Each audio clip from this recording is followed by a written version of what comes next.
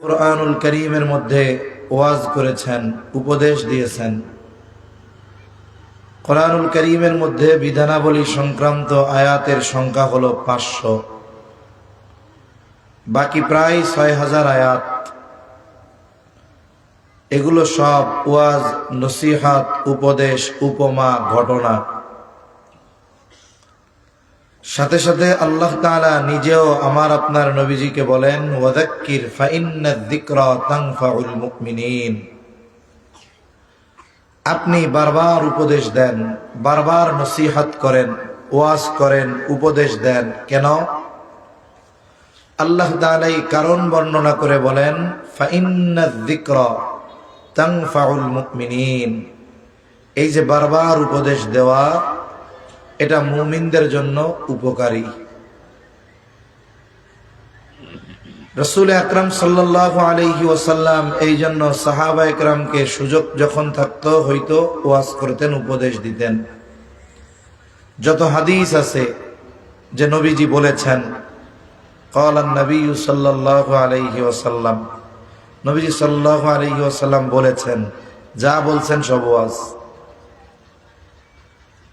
নবীজি সাল্লাল্লাহু আলাইহি ওয়াসাল্লাম ওয়াজ করতেন যখন মদিনায় থাকতেন। অন্যান্য ব্যস্ততা কম, প্রত্যেক নামাজের পরে নবীজি ওয়াজ করতেন।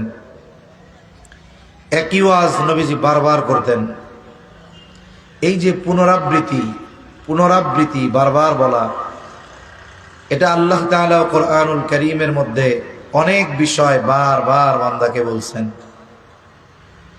কোন বিষয় ফরজ হওয়ার জন্য, জরুরি হওয়ার জন্য আল্লাহ তাআলার বারবার বলা লাগবে না, একবার বললেই যথেষ্ট। কিন্তু বারবার আল্লাহ তাআলা কেন বলেছেন? যেন আমরা এই বিষয়টাকে সর্বোচ্চ গুরুত্ব দেই। এই জন্য আমাদেরকে বারবার আল্লাহ তাআলা স্মরণ করায় দেন, যাতে ওই বিষয়টার উপরে আমল করে আমরা উপকৃত হই। এই জন্য নবীজি ওয়াজ করতেন। নবীজির ওয়াজের জন্য আয়োজনের দরকার হইতো না। সাহাবা একরামকে এরকম বলতেন না, অমুক দিন তোমরা এক জায়গায় আসবা, ওয়াজ হবে না। অনেকে বলে অনেক সময় ওয়াজ মাহফিল তো অনেক হয়, ঘন ঘন হয়। নবীজি তো প্রত্যেক বেলায় বেলায় ওয়াজ করতেন। তবে এটাও ঠিক, আমরা যেমন লম্বা সময় নিয়ে এক একজন বলি, নবীজি এত লম্বা সময় ওয়াজ করতেন না। নবীজি করতেন অল্প সময়, কিন্তু ওই অল্প কথার মধ্যে অনেক বিষয় সাহাবা একরামের সামনে স্পষ্ট হয়ে যাইত। নবীজির সাথে সাহাবা একরাম পথ চলতেছেন, এরকম অনেক হাদিস আছে। আমরা নবীজির সাথে ছিলাম, আমরা নবীজির সাথে পথ চলতেছিলাম, নবীজি আমাদের এইটা বললেন। তার মানে নবীজি যখন পথ চলতেন, নবীজি ওয়াজ করতেন। মসজিদে নামাজের পরে ওয়াজ করতেন। অনেক সময় আমরা অনেক অভিযোগ অনুযোগ করি, শ্রোতা কম থাকলে ওয়াজ উঠে না, কি ওয়াজ করবো, জায়গা আছেন কয়েকজন, এরকম বলে না অনেক সময়। নবীজি সাল্লাল্লাহু আলাইহি ওয়াসাল্লাম ওয়াজ করতেন, সাথে শ্রোতা মাত্র একজন। কয়জন? একজন। আমি একটা হাদিস আপনাদের খেদমতে পাঠ করেছি। এই হাদিসটাকে সামনে রেখেই কয়েকটা কথা মুযাকারা করব ইনশাআল্লাহ। যে হাদিসটা আপনাদের খেদমতে পাঠ করছি, এটা তো নবীজির ওয়াজ, কিন্তু নবীজি যখন এই ওয়াজটা করছেন, নবীজির সাথে শ্রোতা ছিল একজন। কয়জন? এখন তো আমরা ওয়াজ করি, এই যে এনারা ভিডিও করে, কেউ লাইভ দেয়, অথচ নবীজি যখন ওয়াজ করছেন শ্রোতা একজন। এগুলার তো প্রশ্নই ছিল না, কিন্তু ওয়াজ করছে 1500 বছর আগে। সেই ওয়াজ 1500 বছর পরেও বাঁচতেছে, ঠিক কিনা? এ ওয়াজ পুরান হয় নাই, এ ওয়াজ বাঁচতেছে। পৃথিবী যতদিন থাকবে এই ওয়াজ চলবে। তাহলে আল্লাহর মিডিয়া কত স্ট্রং দেখছেন, ডিলিট হওয়ার কোনো সুযোগ নাই। তা এই সময়টাতে নবীজির সাথে যে একজন শ্রোতা ছিলেন, ওনার নাম হলো আবু যর রাদিয়াল্লাহু তাআলা আনহু। নবীজি সাল্লাল্লাহু আলাইহি ওয়াসাল্লাম এই হাদিসের মধ্যে আবু যর রাদিয়াল্লাহু তাআলা আনহুকে 3টা উপদেশ দিয়েছেন। কয়টা উপদেশ? 3টা উপদেশ। এই 3 উপদেশ আমরা যদি মানি আমাদের জন্য উপকার। আল্লাহ নবীজিকে বলছেন উপদেশ দেন, যদি মোমেন উপদেশের উপরে আমল করে এটা মোমেনের জন্য উপকারী হবে, দুনিয়া আখেরাত উভয় জাহানের। নবীজির ওয়াজ শুনলে আমাদের উপকার, মানলে আমাদের উপকার দুনিয়া আখেরাত উভয় জগতে। শ্রোতা একজন, নাম হলো আবু যর রাদিয়াল্লাহু তাআলা আনহু। عن أبي ذر رضي الله تعالى عنه قال قال لي رسول الله صلى الله عليه وسلم আবু যর রাদিয়াল্লাহু তাআলা আনহু বলেন, রাসূলুল্লাহ সাল্লাল্লাহু আলাইহি ওয়াসাল্লাম আমাকে বলেছেন, ক্বালা লি, তিনি আমার জন্য বললেন, মানে আমাকে বললেন, ইয়া আবু যর, হে আবু যর, ইত্তাকিল্লাহা হাইসুমা কুনতা, হে আবু যর তুমি যেখানেই থাকো না কেন আল্লাহ তাআলাকে ভয় করবা। 2 নম্বর নবীজি বলেন, ওয়া আতবি'is সাইয়্যাতাল হাসানাতা তামহুহা, আবু যর তোমার দ্বারা যদি কখনো মন্দ কাজ হয়ে যায় তুমি ভালো কাজ করবা, নেকের কাজ করবা। কেন? তামহুহা, ভালো কাজ নেকের কাজটাকে মুছে, নেকের কাজ মন্দ কাজটাকে মুছে দেয়। 3 নম্বর নবীজি সাল্লাল্লাহু আলাইহি ওয়াসাল্লাম বলেন, ওয়া খালিকিন নাসা বিখুলুকিন হাসানিন, আবু যর তুমি মানুষের সাথে সদাচরণ করবা, ভালো ব্যবহার করবা। আমার আপনার নবীজি আবু যর রাদিয়াল্লাহু তাআলা আনহুকে এই জায়গায় 3টা গুরুত্বপূর্ণ উপদেশ দিয়েছেন। বুজুর্গানে দিন বলেন, যদিও উপদেশ 3টা, কিন্তু এই 3 উপদেশের আলোকে যদি কোনো ব্যক্তি আমল করে, তার জীবনকে সুসজ্জিত করে, তাহলে ওই ব্যক্তির আল্লাহর হক, তার নিজের হক এবং অন্যান্য সব মানুষের হক আদায় হয়ে যাবে। কিয়ামতে মানুষ সবচাইতে বেশি ধরা পড়বে ইবাদত সংক্রান্ত বিষয় নয়, মুআমালাত, মুআশারাত, লেনদেন, আদান প্রদান, এই হক সম্পৃক্ত বিষয়। কিয়ামতের দিন ইমানদারেরা বেশি ধরা পড়বে ইবাদত সংক্রান্ত বিষয়ের চাইতে হক সংক্রান্ত বিষয়ে বেশি ধরা পড়বে। তাহলে এই নসিহতের আলোকে যদি আমরা আমল করি, 1 নাম্বার হক আদায় হবে কার? আল্লাহর। ব্যক্তির নিজের উপরে নিজের কিছু হক আছে, মানুষ নিজের উপরে নিজে জুলুম করে, ব্যক্তির নিজের হক আদায় হবে। 3 নাম্বার সব মানুষের হক আদায় করা হবে। এই হক সম্পৃক্ত বিষয়গুলো আদায় হবে এই গুরুত্বপূর্ণ নসিহতে নবীজি জানিয়েছেন। 1 নাম্বার, আল্লাহ তাআলা বলেন, নবীজি বলেন, হে আবু যর যেখানেই থাকো না কেন ভয় করবা কাকে? তার মানে তুমি মুত্তাকি হয়ে যাও, তাকওয়াওয়ালা হয়ে যাও।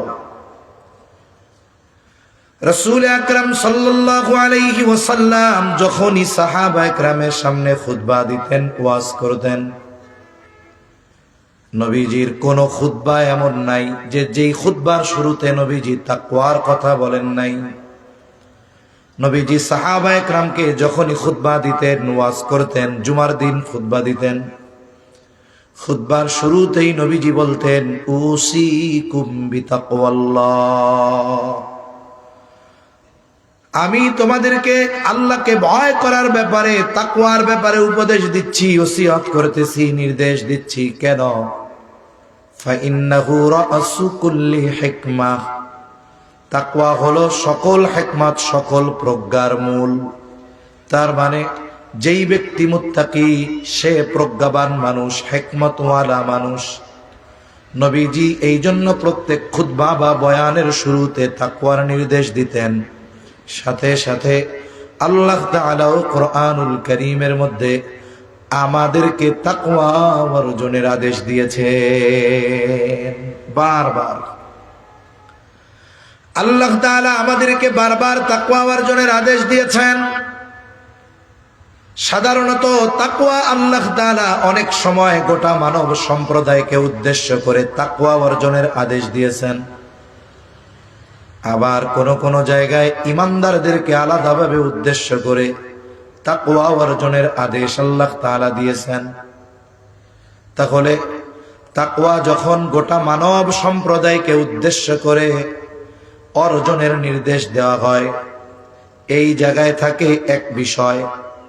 আবার যখন শুধু ঈমানদারদেরকে তাকওয়া অর্জনের নির্দেশ দেওয়া হয়, এই জায়গায় থাকে আরেক বিষয় বা উদ্দেশ্য। এখন তাকওয়া যদি সমস্ত মানব জাতিকে উদ্দেশ্য করে অর্জনের নির্দেশ আল্লাহ দেন, এই জায়গায় তাকওয়ার অর্থ কি? যেমন আল্লাহ তাআলা কোরআনুল কারীমের প্রসিদ্ধ একটি সূরা সূরাতুন নিসা, এই সূরার শুরুতে আল্লাহ তাআলা বলেন, ইয়া আইয়ুহান নাসুত্তাকু রাব্বাকুমুল্লাযী খালাকাকুম মিন নাফসিন ওয়াহিদা ওয়া খালাকা মিনহা যাওজাহা ওয়া বাসসা মিনহুমা রিজালান কাসীরান ওয়া নিসা। আল্লাহ তাআলা এই জায়গায় তাকওয়া অর্জনের নির্দেশ দিয়েছেন গোটা মানব জাতিকে। ইয়া আইয়ুহান নাস, আমিও মানুষ, যে বেঈমান সেও, জোরে বলেন, যে বেঈমান সেও, নাস্তিক সেও মানুষ। আল্লাহ তাআলা বলেন, ইয়া আইয়ুহান নাস ইত্তাকু রাব্বাকুম, তোমরা তোমাদের রবকে ভয় করো। প্রথমত এই পৃথিবীতে যত সৃষ্টি আছে সব সৃষ্টির রব কে? ঈমানদারের রব কে? নাস্তিকের রব কে? হিন্দুর রব কে? বৌদ্ধর রব কে? গোটা সৃষ্টি জগতের সব সৃষ্টির রব কে? আল্লাহ। তাহলে তোমরা তোমাদের রবকে ভয় করো, তার মানে তোমরা তোমাদের রবের উপরে ঈমান আনো। আচ্ছা বলেন তো, যে অমুসলিম, বেঈমান, সব ধর্মের লোক, সব নাস্তিকের লোক, সব নাস্তিক মানুষ ঈমানদার ব্যতীত, সবার রব কে? আচ্ছা সবাই কি আল্লাহর উপরে ঈমান আনছে? অথচ সবার রব কে?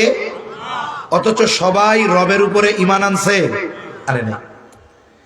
এজন্য আল্লাহ তাআলা যখন মানব সম্প্রদায়কে উদ্দেশ্য করে তাকওয়ার নির্দেশ দেন, তখন তাকওয়া দ্বারা উদ্দেশ্য হলো ঈমান। কি জোরে বলেন? তাহলে তাকওয়ার অর্থ যদি ঈমান হয়, উদ্দেশ্য যদি ঈমান হয়, তাহলে তরজমাটা কেমন হবে? ইয়া আইয়ুহান নাস, হে মানব সম্প্রদায়, ইত্তাকু রাব্বাকুম, তোমরা তোমাদের রবের উপরে ঈমান আনো। সমস্ত সৃষ্টির রব আল্লাহ, হিন্দুর রব আল্লাহ, বৌদ্ধর রব আল্লাহ, খ্রিস্টানের রব আল্লাহ। তার মানে আল্লাহ বলেন, হে মানব সম্প্রদায়, তোমাদের রবের উপরে তোমরা ঈমান আনো। কোন রব? কেন ঈমান আনবা? কারণ ওই রব শুধু তোমাদের প্রতিপালন লালন পালন করেন এমন নয়, বরং ওই রব তিনি যিনি তোমাদেরকে অস্তিত্ববিহীন অবস্থা থেকে অস্তিত্ব দিয়েছে।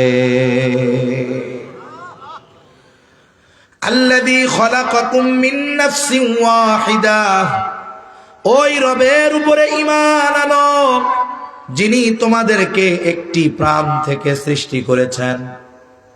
এই বিষয়ের দিকে গেলে আমার আলোচনা অন্যদিকে চলে যাবে, আমি ওই দিকে যাব না। তাহলে আল্লাহ তাআলা যখন মানব সম্প্রদায়কে উদ্দেশ্য করে তাকওয়ার নির্দেশ দেন, এই জায়গায় উদ্দেশ্য ঈমান। কি জোরে বলেন?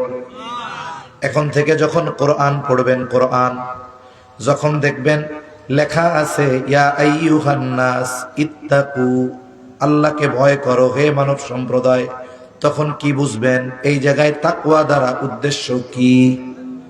ঈমান। জোরে বলেন কি? এই জন্য কোন ব্যক্তি যখন ঈমান আনে সেও মুত্তাকি হয়ে যায়, তবে মুত্তাকির প্রাথমিক স্তরে থাকে।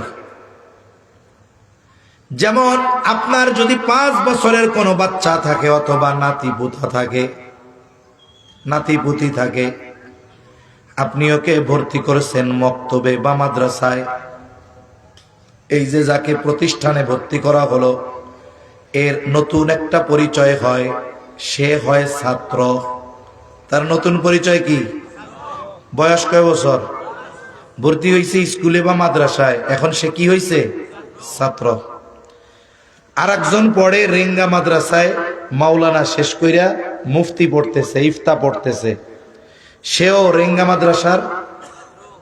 জোরে বলেন না, আপনাদের কি ঘুম আসতেছে? আমার কথা কি বুঝতে পারতেছেন? বোঝা যায় তো?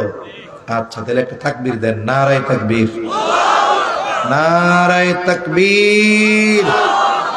এই তো মাশাআল্লাহ, এরকম আওয়াজ দিলে বোঝা যাবে যে মাত্র সন্ধ্যা পার হইছে। নাইলে যদি আপনারা আওয়াজ না দেন, আমার কেমন যেন মনে হইতেছে আমি রাত 12টার পরে ওয়াজ করতেছি। কথা বোঝা যায় তো? আলহামদুলিল্লাহ।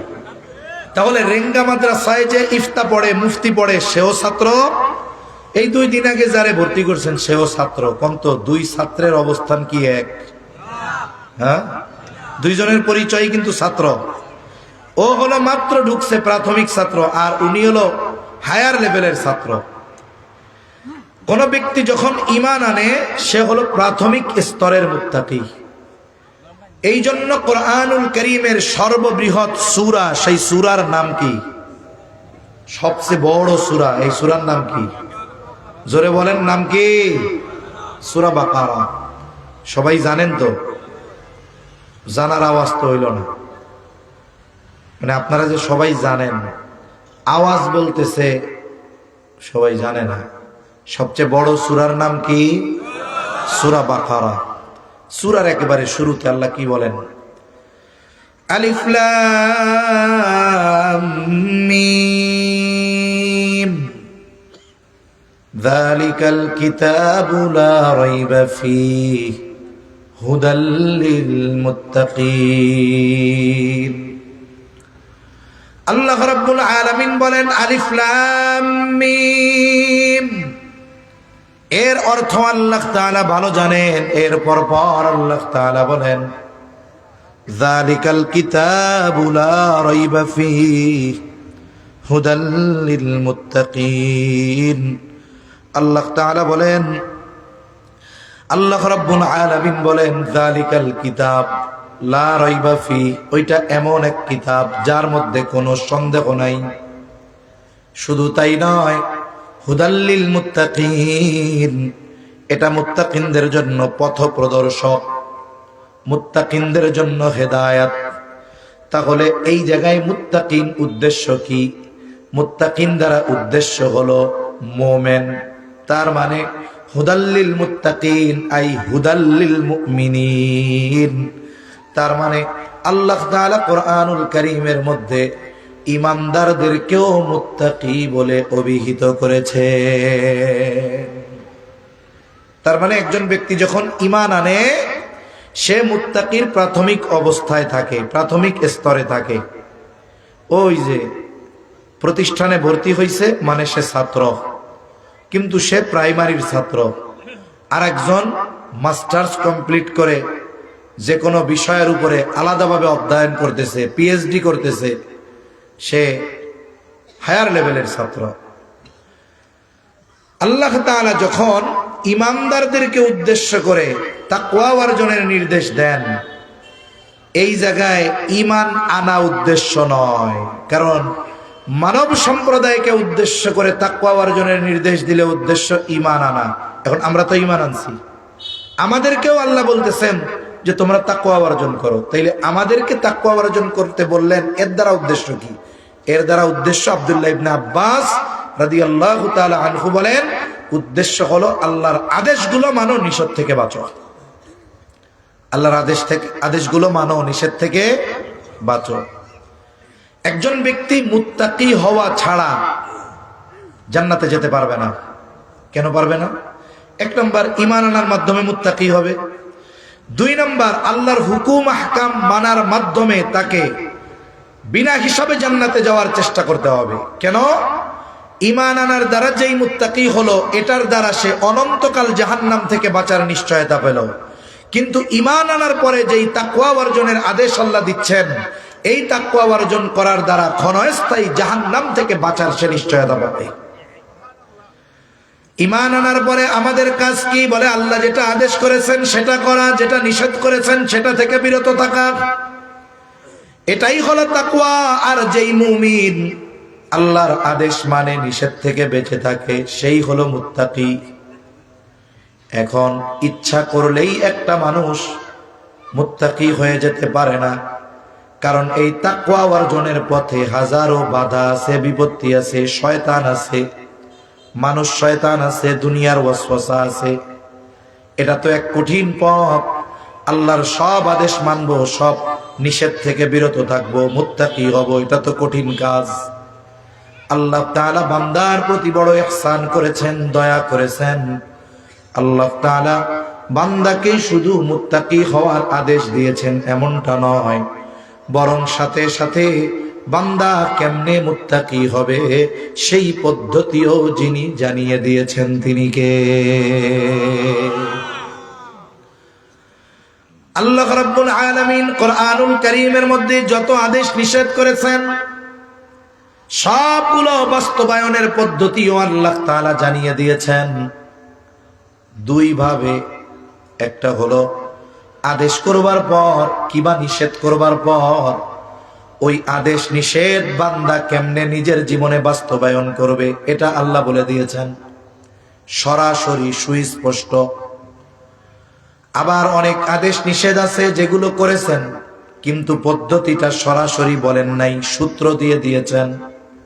তাহলে কোরআনুল কারীমে যত আদেশ নিষেধ আল্লাহ করেছেন, এগুলো পালনের পদ্ধতিও আল্লাহ বলে দিয়েছেন।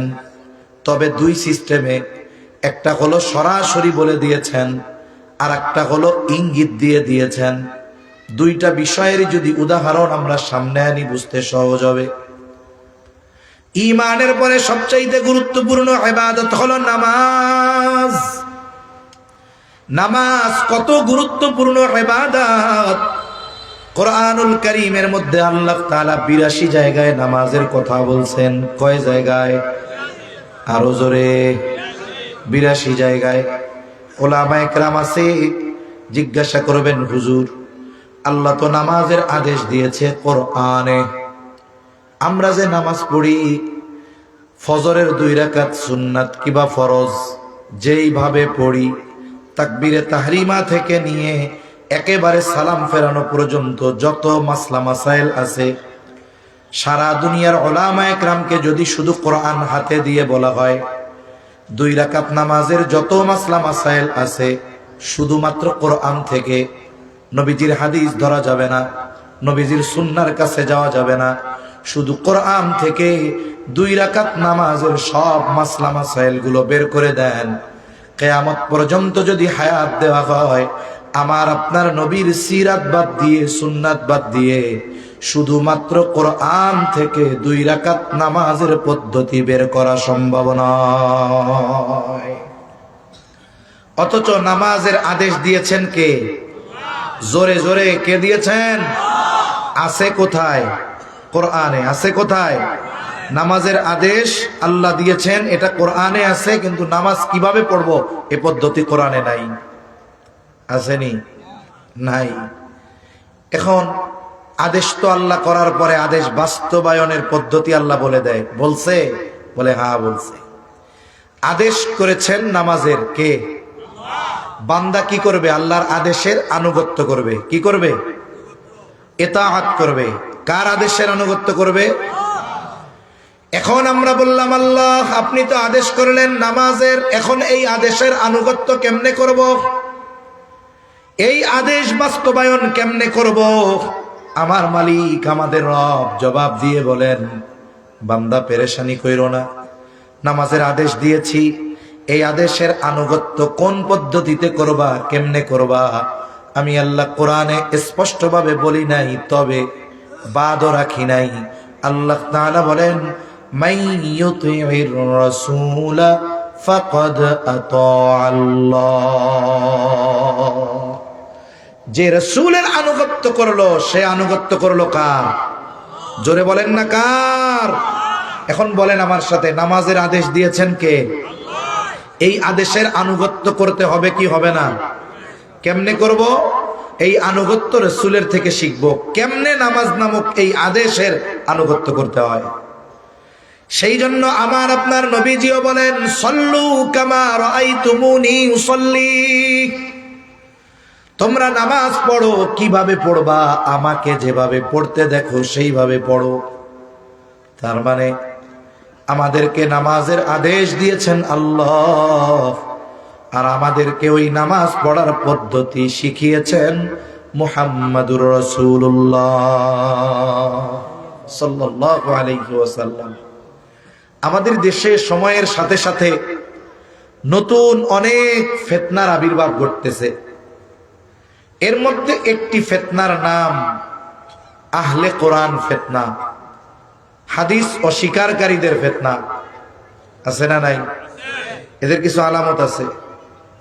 আমাদের জাতীয় মসজিদের সম্মানিত খতিব, বিশ্ববিখ্যাত আলেমে দ্বীন মুফতি আব্দুল মালিক সাহেব বারাকাল্লাহু ফি হায়াতি, সকলে বলি আমিন। হযরত কয়েকটা আলামত বলছেন। একটা আলামত হইল এরা কবর জগৎ, আলমে বরজখ অস্বীকার করে। এরা বলে কবরে সওয়াল জবাব এইসব কিচ্ছু নাই, নাউজুবিল্লাহ বলেন। এরা এগুলা বলে, এরা হাদিস অস্বীকারী। এরপরে এরা নামাজ 5 ওয়াক্ত বিশ্বাস করতে চায় না। এই ধরনের অনেক কথা বলবে যে শুধু কোরআন মানতে হবে, হাদিস মানার দরকার কি? আচ্ছা বলেন তো, কোরআন কালাম কার? কালাম যে আল্লাহর। এটা কি আল্লাহ আমাদের সরাসরি লেখা বই আকারে দিছে? সাহাবায়ে কেরাম আল্লাহর এই কালাম কার জবান দিয়ে শুনছে? জোরে বলেন না, কার জবান দিয়ে? নবীজির জবান দিয়ে, তাই না? তাহলে কোরআন সাহাবায়ে কেরাম শুনছে নবীজির জবান দিয়ে।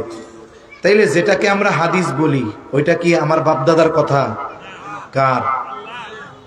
নবীজি মুখ দিয়া বইলা বলছে এটা কোরআন, বিশ্বাস করলা।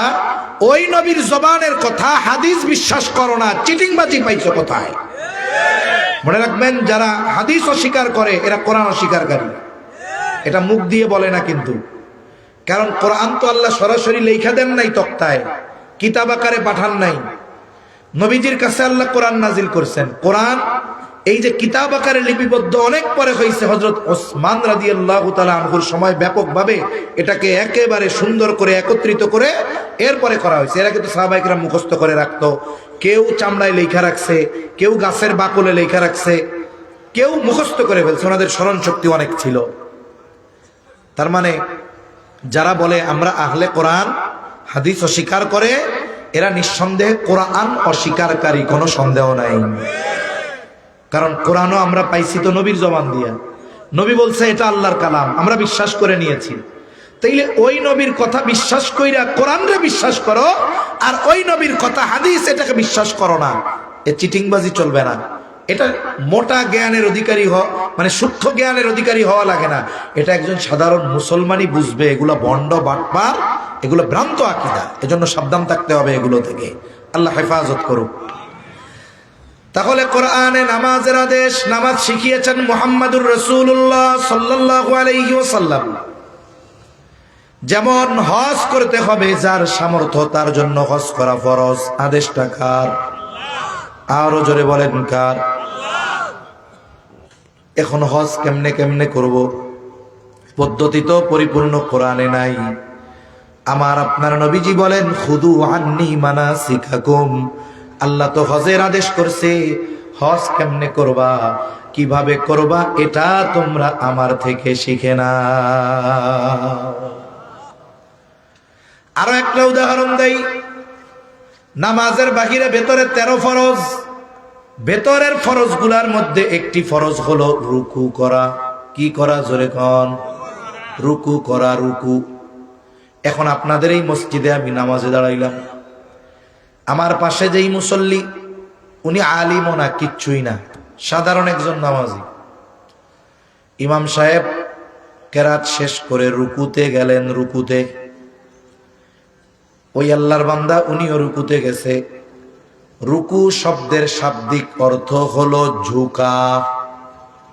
এখন আমি ঝুঁকছি, তবে মাথা আর পিঠটারে একটু এরকম বাঁকা করছি। শুধু রুকুতে গেলে যাই কেমনে, এইরকম হয়ে যায় না? আমরা সোজার থেকে এরকম হয়ে যায়, কিন্তু আমি রুকুটা দিছি এতটুক, মাথাটারে একটু কি করছি, জুয়াইছি। নামাজ শেষ করার পরে আমার পাশে যিনি আছেন, উনি কি আলেম? কিচ্ছুই না। আমার দেখে কইব, এটা তো দেখে হুজুর হুজুর লাগে। কিতা নামাজ পড়লা? নামাজ তো পড়ছি। কে রুকু করলা না কেন? আমি তো রুকু করছি। কই রুকু করছো? আরে আমি যদি তখন বলি, আরে চাচা আপনি জানেন রুকুর অর্থ কি? রুকু অর্থ হইলো ঝুঁকা। আমি একটু মাথা ঝুঁকাইছি তো। ইতারে তো রুকু হয় না ভাই। আপনাদের ভাষায় আমারে কইব আর কি। মনে করেন মুরব্বী যারা, এনারা তো আর শুদ্ধ ভাষা পারে না, এই জন্য অনেক মুরব্বীর সাথে কথা বলি, মাঝে মধ্যে বুঝি না, মাঝে মধ্যে ওনারা দুই চারটা বলে, আমি একটু মাঝে মধ্যে শিখি, ভালোই লাগে আলহামদুলিল্লাহ। তাই তারে তো রুকু হয় না। এখন আমি যদি তারে বলি রুকু কাকে বলে, কারে রুকু হবে হলো তুমি সোজা থেকে একবারে এরকম বাঁকা হয়ে যাবা, ডালের মতো হয়ে যাবা, এলের মতো হয়ে যাবা। তোমার মাথা আর পিঠ একবারে সমান সমান থাকবে। মাথা আর পিঠের উপরে একটা লাকড়ি রাখলে একেবারে সোজা থাকবে এরকম, এইটারে রুকু কয়। এখন ওনারে যদি বলি আল্লাহ তো বলছে রুকু করতে, রুকু মানে ঝুঁকা, তাইলে রুকু মানে যে এতটুকু ঝুঁকতে হবে, কতটুকু থাকতে হবে, এটা কোথার থেকে শিখছেন? উনি বলবে আমরা নবী শিখাইছে। তার মানে কি রুকুর আদেশ করছে কে? রুকু কিভাবে করতে হবে, কতটুকু থাকতে হবে, এটা শিখাইছে কে? নবীজি। তাহলে কি বলতেছিলাম, আল্লাহ তাআলা যখন কোনো আদেশ করেন, ওই আদেশ বাস্তবায়নের সুস্পষ্ট পদ্ধতিও আল্লাহ বলে দেন। আবার সুস্পষ্ট পদ্ধতি যদি না বলেন, ইঙ্গিত দিয়া দেন যে এই আদেশটা কেমনে বাস্তবায়ন করবা, ওই জায়গা থেকে শিখো। আমার আপনার নবীর ব্যাপারে আল্লাহ ইঙ্গিত দিছেন, বান্দা আমার যেই আদেশটা আছে, সুস্পষ্ট নির্দেশনা যদি কোরআনে না থাকে, আমার রাসূলের কাছ থেকে ওটা শিখে নাও। আবার অনেক নিষেধ আছে, নিষেধগুলার করার ক্ষেত্রেও আল্লাহ তাআলা কত সুন্দর সিস্টেম। আল্লাহ নিষেধ থেকে বাঁচবা কেমনে, এই পদ্ধতিও আল্লাহ বলে দিয়েছেন। ওদিকে গেলে আমার কথা লম্বা হবে, আমি আমার কথার দিক যাই। আরেকটা হলো আল্লাহ তাআলা আদেশ করার সাথে সাথে ওই আদেশ বাস্তবায়নের পদ্ধতি নিজেই বলে দেন। অনেক সময় আছে নতুন কাউকে যদি কোনো কিছু আদেশ করা হয়, তার জন্য কঠিন মনে হয়। যেমন আপনি যদি এমন কোন ব্যক্তি যে কোনোদিন মৌলভীবাজার যায় নাই, সিলেটও যায় নাই, এইদিকে সর্বোচ্চ ফেন্সুগঞ্জ, এইদিকে সর্বোচ্চ ধরেন আর কিছু দূর গেছে, এইরকম কোন এক ব্যক্তিকে যদি আপনি হঠাৎ করে এখন বলেন কালকে সকালে তোমার ঢাকা যাইতে হবে, যারা ঢাকা যাওয়া আসা করেন বলেন তো ঢাকা যাওয়া আসা কি কঠিন? কঠিন না তো, সহজ। কিন্তু যে জীবনে যায় নাই, ওরে যদি বলেন, ও তো বয়স শেষ, ওরে আল্লাহ আমি জীবনে ফেন্সুগঞ্জ পার হই নাই, জীবনে মৌলভীবাজার গেলাম না, জীবনে সিলেট গেলাম না, আমি ঢাকা যেতে পারব না। আদেশটা তার জন্য কঠিন। এখন আপনি কইলেন বাইরে এত চিন্তা করো কেন, কোনো পেরেশানির কারণ নেই, সুন্দর মতো আমি তোমার এই জায়গার থেকে মাইজগাঁও স্টেশন একটা আছে না, তুমি কোনো পেরেশানি করবা না, সকালে ট্রেন যেটা আসে সিলেট থেকে, তোমারে আমি একটা ট্রেনে উঠাইয়া দিব, তুমি শুধু ওই ট্রেনে বসে থাকবা, তোমার আর কোনো কাম কাজ নেই। একেবারে এই ট্রেন সব শেষ, যেই জায়গায় গিয়া সবাই নাইমা যাবে, তুমিও নাইমা যাবা, এবং ওই মানুষগুলো যেই দিক যাবে তুমিও সেই দিক যাবা, কারণ ট্রেন থেকে নামার পরে এক রাস্তা দিয়ে সবাই বাইরে যেতে হয়। তুমি তাদের সাথে যাইতে থাকবা, একটু হাঁটার পরেই দেখবা ওই যে পাশের বাড়ির আব্দুল করিম তোমারে এসে নিয়ে যাইব। বলেন তো আদেশ করার সাথে সাথে যত ভয় লাগতেছিল, কঠিন লাগতেছিল, পদ্ধতি বলে দেওয়ার পরে ওই সময়ের মতো কঠিন লাগবে? এখন মনে হইব ও তাইলে তো সহজই আছে, বসমু নামমু আর যামু। এখন মনে করেন ওরে দিচ্ছেন ট্রেনে উঠাইয়া, ও সুন্দর মতো কমলাপুর নাইমা মানুষের সাথে হাঁটতেছে, ও তো কিছুই চিনে না, একটু পরেই আব্দুল করিম ডাক দিয়া কয়, ওই আব্দুর রহিম খাড়াও, হেমিয়াইও চলো। এরপরে আপনারে ও ঢাকা গিয়া ফোন দিবে, ও ও চাচা, আমি তো ভাবছিলাম ডাকা হওয়া কত কঠিন, এখন তো দেখি এটা পানির মতো সোজা। ঠিক না? কেন সোজা মনে হইছে? ওই যে তারে পদ্ধতি যখন বইলা দিছে, তার কাছে সহজ লাগছে। পদ্ধতির যখন প্রয়োগ করছে, দেখছে আরে আসলে তো এটা সোজা, আমি না ভয়ে অবস্থা খারাপ যে ঢাকা যাবো কেমনে। তাহলে আল্লাহ তাআলা তাকওয়ার আদেশ করেছেন। তাকওয়া অর্জনের আদেশ করার সাথে সাথে বান্দা এই তাকওয়া কেমনে অর্জন করবে সেটাও জানায় দিয়েছেন কে? এটাতে আল্লাহ ইঙ্গিত দেন নাই, বরং সরাসরি কোরআনুল কারীমের মধ্যে অনেকগুলো পদ্ধতি আল্লাহ তাআলা জানায় দিয়েছেন। আমরা একটা দুইটা পদ্ধতি নিয়ে জানবো, শুধু জানবো তা নয়, ওই পদ্ধতিগুলোর উপরে আমরা আমল করব ইনশাআল্লাহ। আচ্ছা বলেন তো, এই যে মুত্তাকি, এটা শুধু হুজুর যারা তাদের হইতে হবে, যারা হুজুর না তাদের মুত্তাকি হওয়া লাগবে না? সবার লাগবে। যে ইমানদার তার উপরেই নির্দেশ, ইয়া আইয়ুহাল্লাযীনা আমানুত্তাকুল্লাহ, হ্যাঁ ইমানদারেরা আল্লাহকে ভয় করো, মুত্তাকি হও। তাইলে মুত্তাকি মনে হয় শুধু বুড়া ইমানদাররা হবে, কিন্তু যারা যুবক এদের মুত্তাকি হওয়া লাগবে না। না না, এরা বুড়াকালে হইলে হবে। সবার প্রতি আল্লাহর নির্দেশ, মুত্তাকি হও। এখন আসেন, আল্লাহ বললেন ইয়া আইয়ুহাল্লাযীনা আমানুত্তাকুল্লাহ, হে ইমানদারেরা মুত্তাকি হও। আমরা জিজ্ঞাসা করলাম আল্লাহ কেমন করে মুত্তাকি হব? আল্লাহ তাআলা বলেন ওয়াকুনু মা'আস সাদিকিন, বান্দা মুত্তাকি যদি হতে চাও সত্যবাদীদের সঙ্গী হয়ে যাও। আল্লাহ তাআলা এই বলেন নাই যে আবেদিনদের সঙ্গী হও, যাকিরিনদের সঙ্গী হও, শাকিরিনদের সঙ্গী হও, সাবিরিনদের সঙ্গী হও। আল্লাহ তাআলা বলেন নাই, আল্লাহ বলেছেন সাদিকিনদের সঙ্গী হয়ে যাও। কেন? বুজুর্গানে দিন বলেন সত্যবাদিতা এমন এক গুণ, এই গুণ পরিপূর্ণ অর্জিত তখনই হয় যখন বাকি সমস্ত ভালো গুণ তার অর্জন হয়। সত্যবাদী এমন এক ব্যক্তি যার মধ্যে বাকি সব ভালো গুণ থাকে। কেমনে বুঝাই আপনাদের? একটা গল্প বলি। অনেক সময় মানুষের একটা পরিচয়ের মাধ্যমে তার 10টা পরিচয় পাওয়া যায়, অনেক কিছুর পরিচয় তার জানা যায়। যেমন এক এলাকায় এক মসজিদে বছরের পর বছর ইমাম সাহেব ছিলেন, সাধারণ একজন মানুষ, শুধু কোরআনটা শুদ্ধভাবে পড়তে পারতেন। তাকে এলাকার মানুষ কারি সাহেব কইত, যে উনি কোরআনটা পড়তে পারে কিন্তু আলিম না।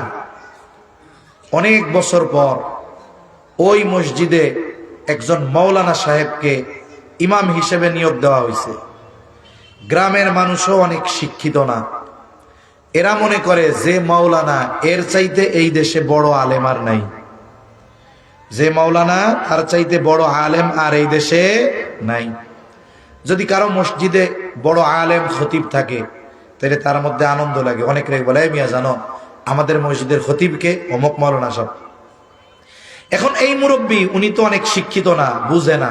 উনি ভাবছে যে মাওলানা সে হলো এই দেশের সবচেয়ে বড় আলেম, ওনার মসজিদের ইমাম সাহেব এখন মাওলানা। উনি এক জায়গায় বেড়াইতে গেছে। বেড়াইতে যাওয়ার পর ওই এলাকার মুসল্লির একজনের কাছে জিজ্ঞাসা করছে যে তোমাদের মসজিদের ইমাম সাহেব নাম কি? তা উনি বলছে আমাদের মসজিদের ইমাম সাহেবের নাম মুফতি আব্দুর রহিম। কথার কথা আর কি, মাওলানা বলছে নাকি মুফতি বলছে? মুফতি আব্দুর রহিম। এখন চাচা কি জানে যে মাওলানা সে হলো বাংলাদেশের সবচেয়ে বড় আলেম। এখন ওনারে তো পরিচয় দিছে মুফতি আব্দুর রহিম। এখন চাচা একটু তুচ্ছ কইরা কইতেছে তোমাগো মসজিদের ইমাম সাহেব মুফতি, এইটা বুঝলাম, কিন্তু উনি কি মাওলানা হয়েছিল?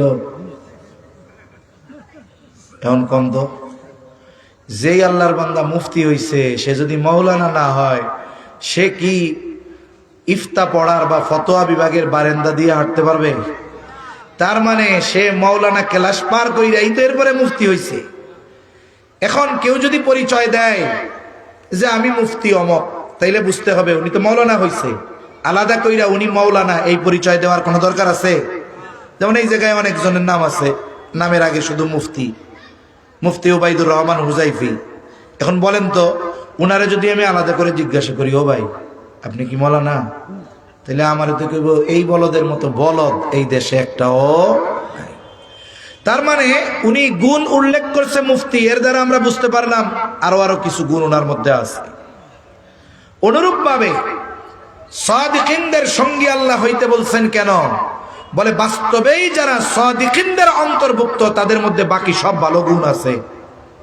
তার মানে আমি যদি প্রকৃতপক্ষে একজন সত্যবাদীর সঙ্গী হই, তাইলে আমার মধ্যে ইবাদতের গুণ আসবে, আমার মধ্যে সবরের গুণ আসবে, আমার মধ্যে শুকরের গুণ আসবে। এক কথায় ভালো গুণ আমি ওই জায়গা থেকে পাবো। তাকওয়া অর্জনের জন্য আল্লাহ তাআলা এই জন্য সুহবতকে প্রাধান্য দিয়েছেন। আমাদের একটা পরিভাষা আছে, একটা প্রবাদ আছে, সৎসঙ্গ স্বর্গবাস ও সৎসঙ্গ সর্বনাশ। সৎসঙ্গের কারণে মানুষের মধ্যে ভালো গুণ আসে। আপনি যদি আতরের দোকানদারের কাছে বসেন, আতর লাগানো লাগবে না, এমনিতেই দেখবেন আপনার পোশাক আপনার গায়ের মধ্যে আতরের ঘ্রাণ হয়ে যাবে। আবার আপনি নেককার মানুষ যদি বিড়ি খাওয়া আল্লাহর বান্দার পাশে বসেন, তাহলে কি হইব? মনে করেন একজন চাচা সকালে আসতে ফজরের নামাজে, ভালো মানুষ, নামাজ শেষ করিয়া বের হইছে, চিন্তা করছে শীতের দিন দোকান থেকে এক কাপ চা খাইয়া এরপরে বাড়িতে যাই। এখন উনি চায়ের দোকানে বসছেন, চা নিছেন, উনি চা খাইতেছেন বিস্কুট দিয়া। আর সমাজে কিছু আল্লাহর বান্দা আছে চা খায় বিড়ি সিগারেট দিয়া, আছে না এরকম? দেখবেন খুব যত্ন কইরা ডান হাতে সিগারেটটা টানে আর বাম হাত দিয়া এক টান বিড়ি খায়, আর ওই ধুমারে চা দিয়া গিলে, আছে না এরকম? মাঝে মধ্যে দেখবেন মনের সুখে এরকম ছাড়ে, আর ডাইনে বামে কেউ থাকলে তারেও মাঝে মধ্যে ফুদিয়া মারে এরকম। এখন আমার চাচা জানতো সুন্দর মতো চাদর টাদর জ্যাকেট ট্যাকেট মাফলার গায়ে দিয়া চা খাইতেছে। এখন ওই লোক সিগারেটও খায়, ধুমাও ছাড়তেছে, ধুমাই গায়ে টায় লাগতেছে। এখন চাচা চা পান খাইয়া বাড়ি গেছে, বাড়ি গিয়া পোশাক টোশাক খুলছে। একটু পরে চাচি আইসা কয়, সি সি সি সি সি সি, আপনি তাহাজ্জুদের নামাজ পড়েন, ফজরের নামাজে আগে আগে যান, এতদিন তো বুঝি নাই ফজর পড়ে আপনি দেরি করে আসেন কেন? আপনি এই বুড়াকালে বিড়ি খাওয়া ধরছেন তাই না? চাচা তো আকাশ থেকে পড়ছে, কয় কি আমি বিড়ি টিড়ি এইসব জীবনেও খাই নাই, এখনো খাই নাই, কোনোদিন খাই নাই। কয় না না না, আপনার জ্যাকেট, আপনার রুমাল, আপনার মাফলার, চাদর সবকিছুর থেকে বিড়ির গন্ধ আসতেছে, আর আপনি কোন যে আপনি সিগারেট খান নাই। আসলে কি চাচা সিগারেট খাইছে? এই দোষটা কেন হইল? সঙ্গর কারণে। মনে রাখতে হবে, অনেক সময় ভালো মানুষ ফেসে যায় খারাপ মানুষের সঙ্গের কারণে, অনেক সময় খারাপ মানুষ ভালো হয়ে যায় ভালো মানুষদের সাথে থাকার কারণে। চুম্বকের একটা গুণ আছে, চুম্বক লোহার চাইতে দুর্বল, মজবুত না, কিন্তু একটা গুণ আছে যে চুম্বক অন্যান্য লৌহজাত দ্রব্যকে আকর্ষণ করতে পারে, নিজের দিকে টানতে পারে। লোহার মধ্যে এই গুণ নাই।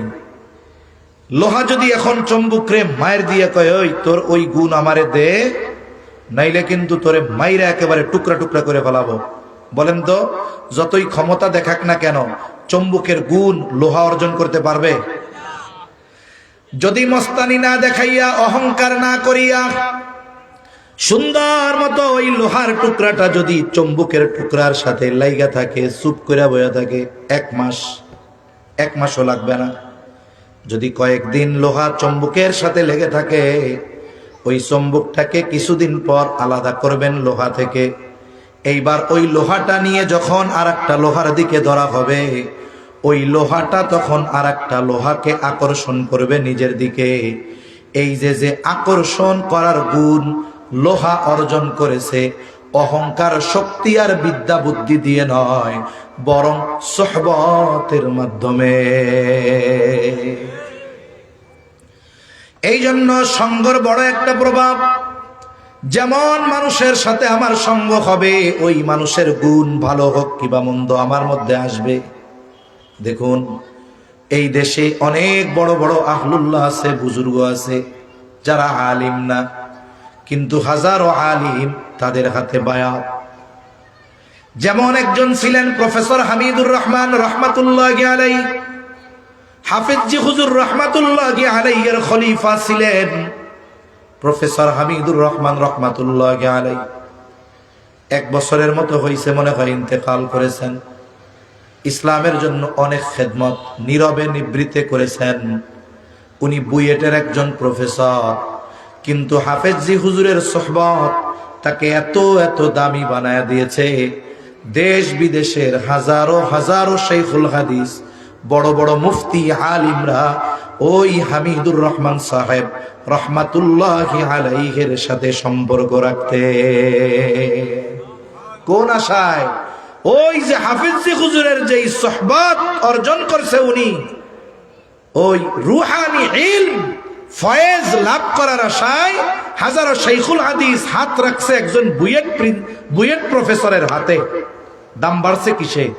উনি কি আলিম শাইখুল হাদিস না, হাফিজি হুজুরের সোহবতে দাম বেড়ে গেছে। বাংলাদেশে আর একজন আছেন হারদুই হযরতের খলিফা আবরারুল হক সাহেব রহমাতুল্লাহি আলাইহির খলিফা অধ্যক্ষ মিজানুর রহমান সাহেব, ওনার হাতেও বাংলাদেশের হাজারো উলামা ইকরাম বায়াত। কেন গেছে? উনি তো একজন জেনারেল শিক্ষিত। কেন গেছে? বলে উনি যে হারদুই হযরত আবরারুল হক রহমাতুল্লাহি আলাইহির সোহবতে থাইকা যেই গুণ অর্জন করছে, ওই গুণ পাওয়ার আশায়। তার মানে বোঝা গেল মূল বিষয়টা হলো অনেক সময় আলিম হওয়া লাগে না, বলে ভালো মানুষের সোহবতে যদি যাওয়া যায়, যদি সম্পদ অর্জন করা যায়, আলিমরাও ওই জেনারেলের কাছ থেকে ওই সম্পদ হাসিলের জন্য চলে আসে। সোহবতের বড় দাম। এজন্য তরুণ যুবক ভাই যারা আছেন ওনারা মনে করতেছে আমরা তো আর সময় নাই, আল্লাহ ওয়ালাকে হাতে যামু কেমনে। সাদিকিন শব্দটা বহু বচন, এর দ্বারা বহুত কিছু শিক্ষার আছে। আপনি এক জায়গায় গিয়ে একজন ভালো লোকের সাথে মিশবেন এমনটা নয়। আপনি কলেজে ভর্তি হয়েছেন, যে কলেজে ভর্তি হবে সে চাক বা না চাক কিছু মানুষের সাথে তার সম্পর্ক হবে কি হবে না? এখন আপনার তো সম্পর্ক হবে, বন্ধুত্ব হবে, বন্ধু লাগবে। এখন কি করবেন? দেখবেন এই কলেজে কে নামাজি, কে অশ্লীল মন্দ গুনার কাজটা করে না, কে নবীর সুন্নাতের উপরে বেশি চলার চেষ্টা করে, আপনি গিয়া তারে বন্ধু বানাবেন। তাহলে কি হবে? তার যেই প্রভাব আপনার মধ্যে আসবে। কিন্তু আপনি একজন ভালো ছেলে ছিলেন, নামাজ কালাম বাড়িতে থাকতে পড়তেন, এমসি কলেজে ভর্তি হইয়া একজন টেডি ডিজিটাল বড় নেতার সাথে বন্ধুত্ব লাগাইছেন, কি হবে? আগে নামাজ কালাম পড়তেন, কয়দিন পরে হাফ প্যান্ট পরে ঘুরবেন। এরকম বহুত লোক আমরা দেখছি। ভালো মানুষ ছিল, নামাজি ছিল, দাড়িওয়ালা ছিল, কিন্তু কলেজ ইউনিভার্সিটিতে গেছে, বন্ধু নির্বাচনে ভুল করছে, সঙ্গী নির্বাচনে ভুল করছে, অথচ ওই ভালো সুন্দর চরিত্রওয়ালা সন্তানটা, ছেলেটা সঙ্গদোষের কারণে সর্বোচ্চ খারাপ চরিত্রের অধিকারী হয়ে গেছে। এজন্য অভিভাবক যারা, আপনারা আমরাও যখন সন্তানদেরকে দূরে লেখাপড়া করতে পাঠাই, এই বিষয়গুলোর ব্যাপারে গুরুত্ব দিব। যেই ছেলেটা হাই স্কুলে পড়া অবস্থায় ম্যাট্রিক পরীক্ষার আগে জীবনে কোনোদিন সিগারেটের দিকে তাকায় দেখে নাই, ওই ছেলেটা কলেজে যাইয়া খারাপ বন্ধুদের সঙ্গ পেয়ে এবার গাঁজা ফেন্সি ডিলার নেশার জগতের মধ্যে ঢুকে গেছে। এরকম আছে না নাই? এই যে খারাপ যে হলো, কিসের কারণে? সঙ্গদোষের কারণে। আবার এই দেশের হাজারো যুবক আছে, ইউনিভার্সিটির ছাত্ররা আছে, বুয়েট কুয়েট রুয়েট কুয়েট বলেন আর জাহাঙ্গীরনগর বলেন, হাজার হাজার ছাত্র আছে, ঢুকছিল ডিজিটাল হইয়া, কনসার্ট করতো, গান গাইতো, হাফ প্যান্ট পরা ঘুরতো, কিন্তু ভাগ্যক্রমে 2-4 জন ভালো বন্ধু জুইটা গেছে। এই ভালো বন্ধু পেয়েছে, সঙ্গ পেয়েছে, দুনিয়ার সব ছেড়ে দিয়ে দাড়ি টুপি সুন্নতি লেবাস গায়ে দিয়া আল্লাহওয়ালার বেশে এখন দেখলে মনে হয় কোন মাদ্রাসার মনে হয় মুহাদ্দিস কিবা শাইখুল হাদিস। শুধু তাই না, লম্বা জামা দাড়ি টুপি সব পরিধান করে ওই ইউনিভার্সিটির ক্লাস করতেছে, এমনও হাজারো ছাত্র ছাত্রী এই দেশে আছে না না? সোহবতের কারণে হয়েছে। অধিকাংশ ছাত্রের পরিবর্তন সোহবতের কারণে, ভালো মানুষের সঙ্গের কারণে।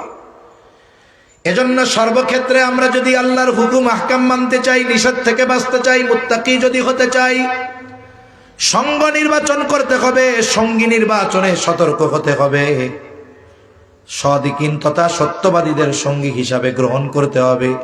নির্দেশটা কার? জোরে বলেন, আরো জোরে বলেন কার?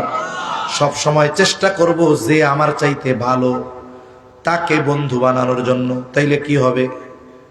তাহলে তার যেহেতু ভালো বেশি, তার মধ্য থেকে আমার মধ্যে কিছু আসবে, তাই না? আসবে।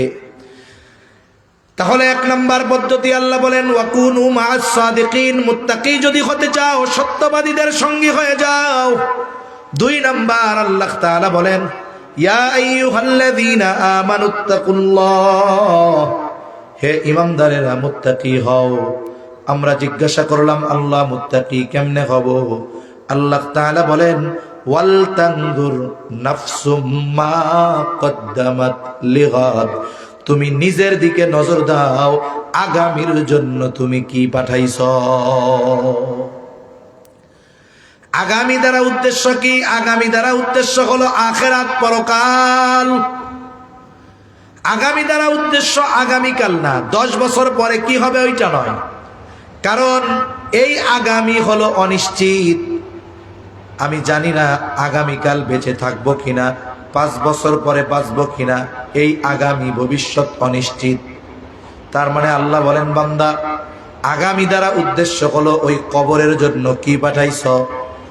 কিয়ামতের দিন যেন তুমি আল্লাহর পক্ষ থেকে পুরস্কৃত হয়ে জান্নাত পাও, এই জন্য কি পাঠাইছ।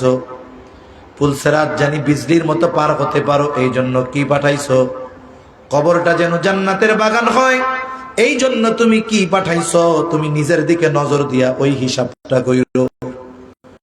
দুনিয়ার পয়সা ধন দৌলতের হিসাব করলে হবে না, বরং প্রত্যেকটি ব্যক্তিকে মুহাসাবা করা দরকার রাতের কিছু অংশে, যে আজ সারা দিনে আমি আখিরাতের জন্য কি পাঠাইলাম।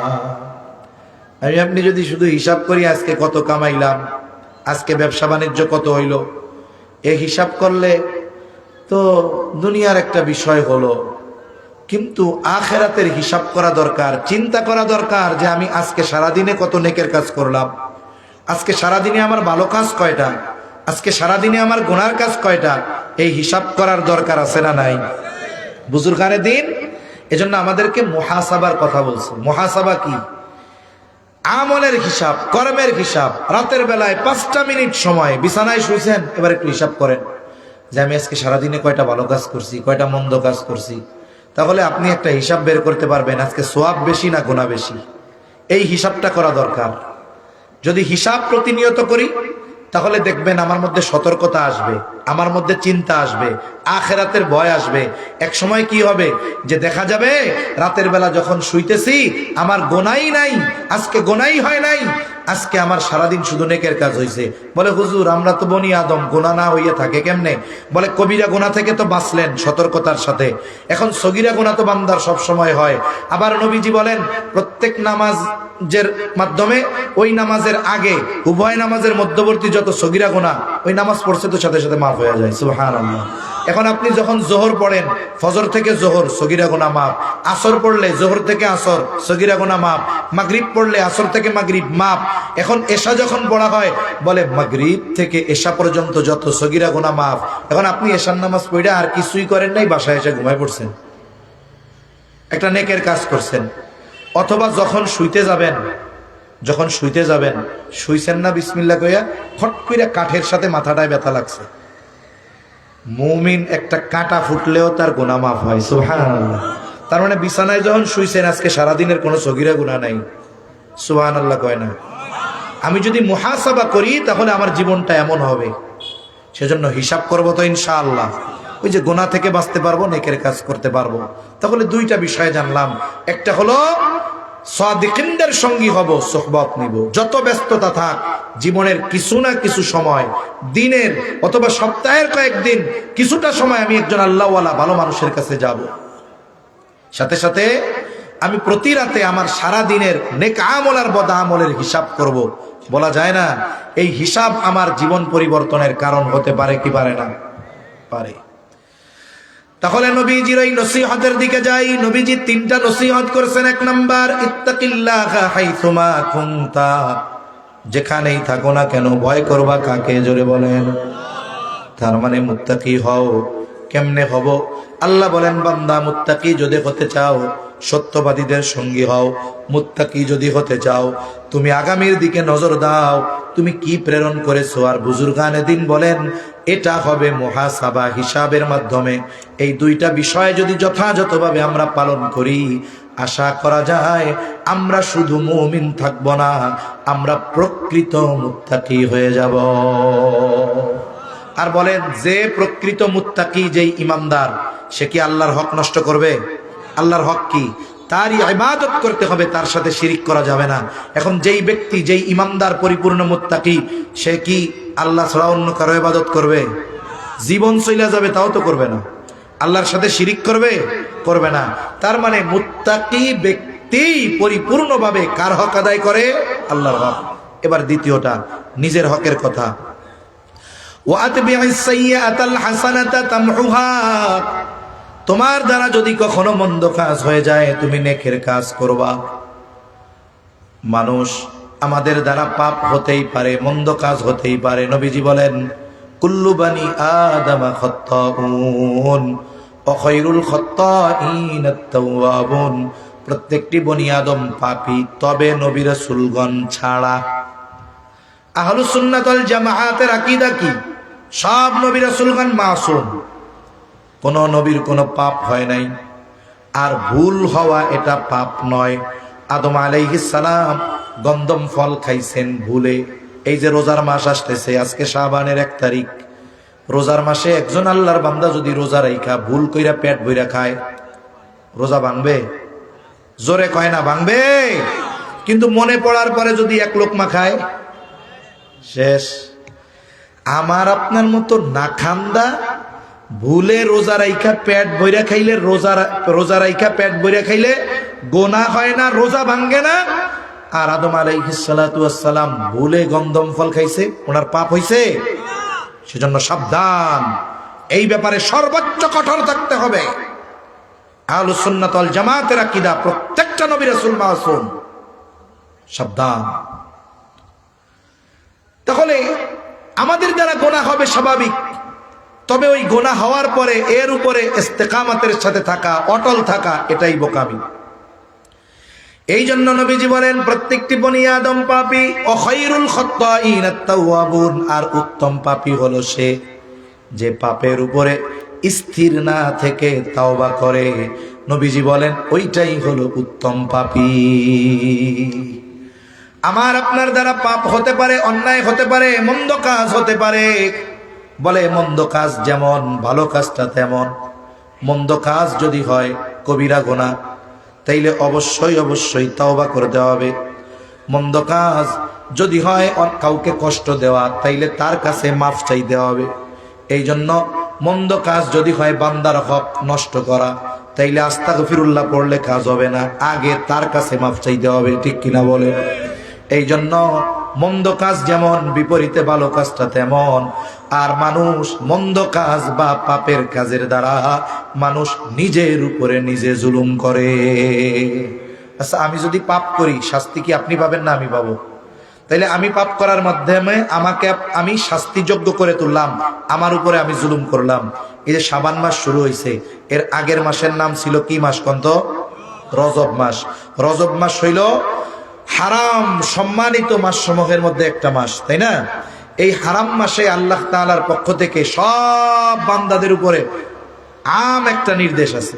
নির্দেশটা কি? ফালা তাযলিমু ফীহিন্না আনফুসাকুম। বিশেষ করে এই রজব মাস সহ বাকি যে 3 মাস, মোট 4 মাস সম্মানিত মাস, এই মাস সমূহের ব্যাপারে আল্লাহর একটা গুরুত্বপূর্ণ নির্দেশ, ফালা তাযলিমু ফীহিন্না আনফুসাকুম। এই হারাম মাস সমূহে তোমরা নিজেরা নিজেদের উপরে জুলুম করবা না। নির্দেশ কার? কি বলছে? নিজের উপরে নিজে জুলুম করবা না। তাহলে মানুষ নিজের উপরে নিজে জুলুম করে কেমনে? বলে পাপ কাজ করার মাধ্যমে। মোবাইলে গান দেখতেছে, ও তো মনে করতেছে মজা, আসলে কেউ কি মজা করতেছে না নিজের উপরে জুলুম করতেছে? মিথ্যা বলতেছে, সুদ খাচ্ছে, করতেছে অন্যায়, নিজের উপরে নিজে জুলুম করতেছে। কারণ তার এই অপরাধের শাস্তি আরেকজন ভোগ করবে না, এটা তারাই ভোগ করতে হবে। তাহলে আমি পাপ করার মাধ্যমে আমার উপরে জুলুম করি, যদি ভালো কাজ করি তার মানে মন্দ কাজটা যেমন, ওইটার আলোকে যখন ভালো কাজ করব, কবিরা গুনাহ করলে তওবা করব, তখন কি হবে? ওই যে মন্দ কাজ, গুনার কাজ, নবীজি বলেন ওটা মুছে যাবে, ওটা মিটে যাবে। সুবহানাল্লাহ। বুজুর্গানে দিন বলেন ওই জায়গা তো গুনাহ ফাঁকা হইল, গুনাহ মুছে দেওয়া হলো, জায়গা তো ফাঁকা। আল্লাহ তাআলা জায়গাটাকে ফাঁকা রাখবে না। ফাউলাইকা ইউবাদদিলুল্লাহু সাইয়্যাতিহিম হাসানাত। আল্লাহ তাআলা ওই ফাঁকা জায়গার গুনাহগুলোকে মুছে নেক দিয়ে ভরপুর করে দিবে। তাইলে যদি গুনার কাজ হয়, আমরা কি স্থির থাকবো না খালেস ভাবে তওবা করব? তাইলে লাভ কাদের? তওবা করার মাধ্যমে আমি আমার হক আদায় করলাম। মধ্যে দিয়ে আর একটা কথা বলি, আজকে শাবানের কয় তারিখ? জোরে বলেন না। 1 তারিখ। আজকে থেকে আমরা প্রত্যেকদিন তারিখ গুনবো, প্রত্যেকদিন মাগরিবের সময় এসে হিসাব করব। আজকে গেছে 1 তারিখ, কারণ সূর্যাস্তের সাথে সাথে আরবি তারিখ শুরু না, কালকে হিসাব করব। আজকে শাবানের চাঁদের 2 তারিখ। কেন? কারণ নবীজি বলেন আহসু হেলালা শাবান আলী রমাদান, তোমরা রমজানের জন্য শাবানের চাঁদ তথা শাবানের তারিখ গণনা করো। এই তারিখ গণনা করব, আমার আপনার আমলনামায় সওয়াব যোগ হতে থাকবে। সুবহানাল্লাহ বলেন। আমার কথা শেষ, কথা শেষের দিকে। 3 নাম্বার, নবীজি সাল্লাল্লাহু আলাইহি ওয়াসাল্লাম বলেন, আচ্ছা ঠিক আছে আসো।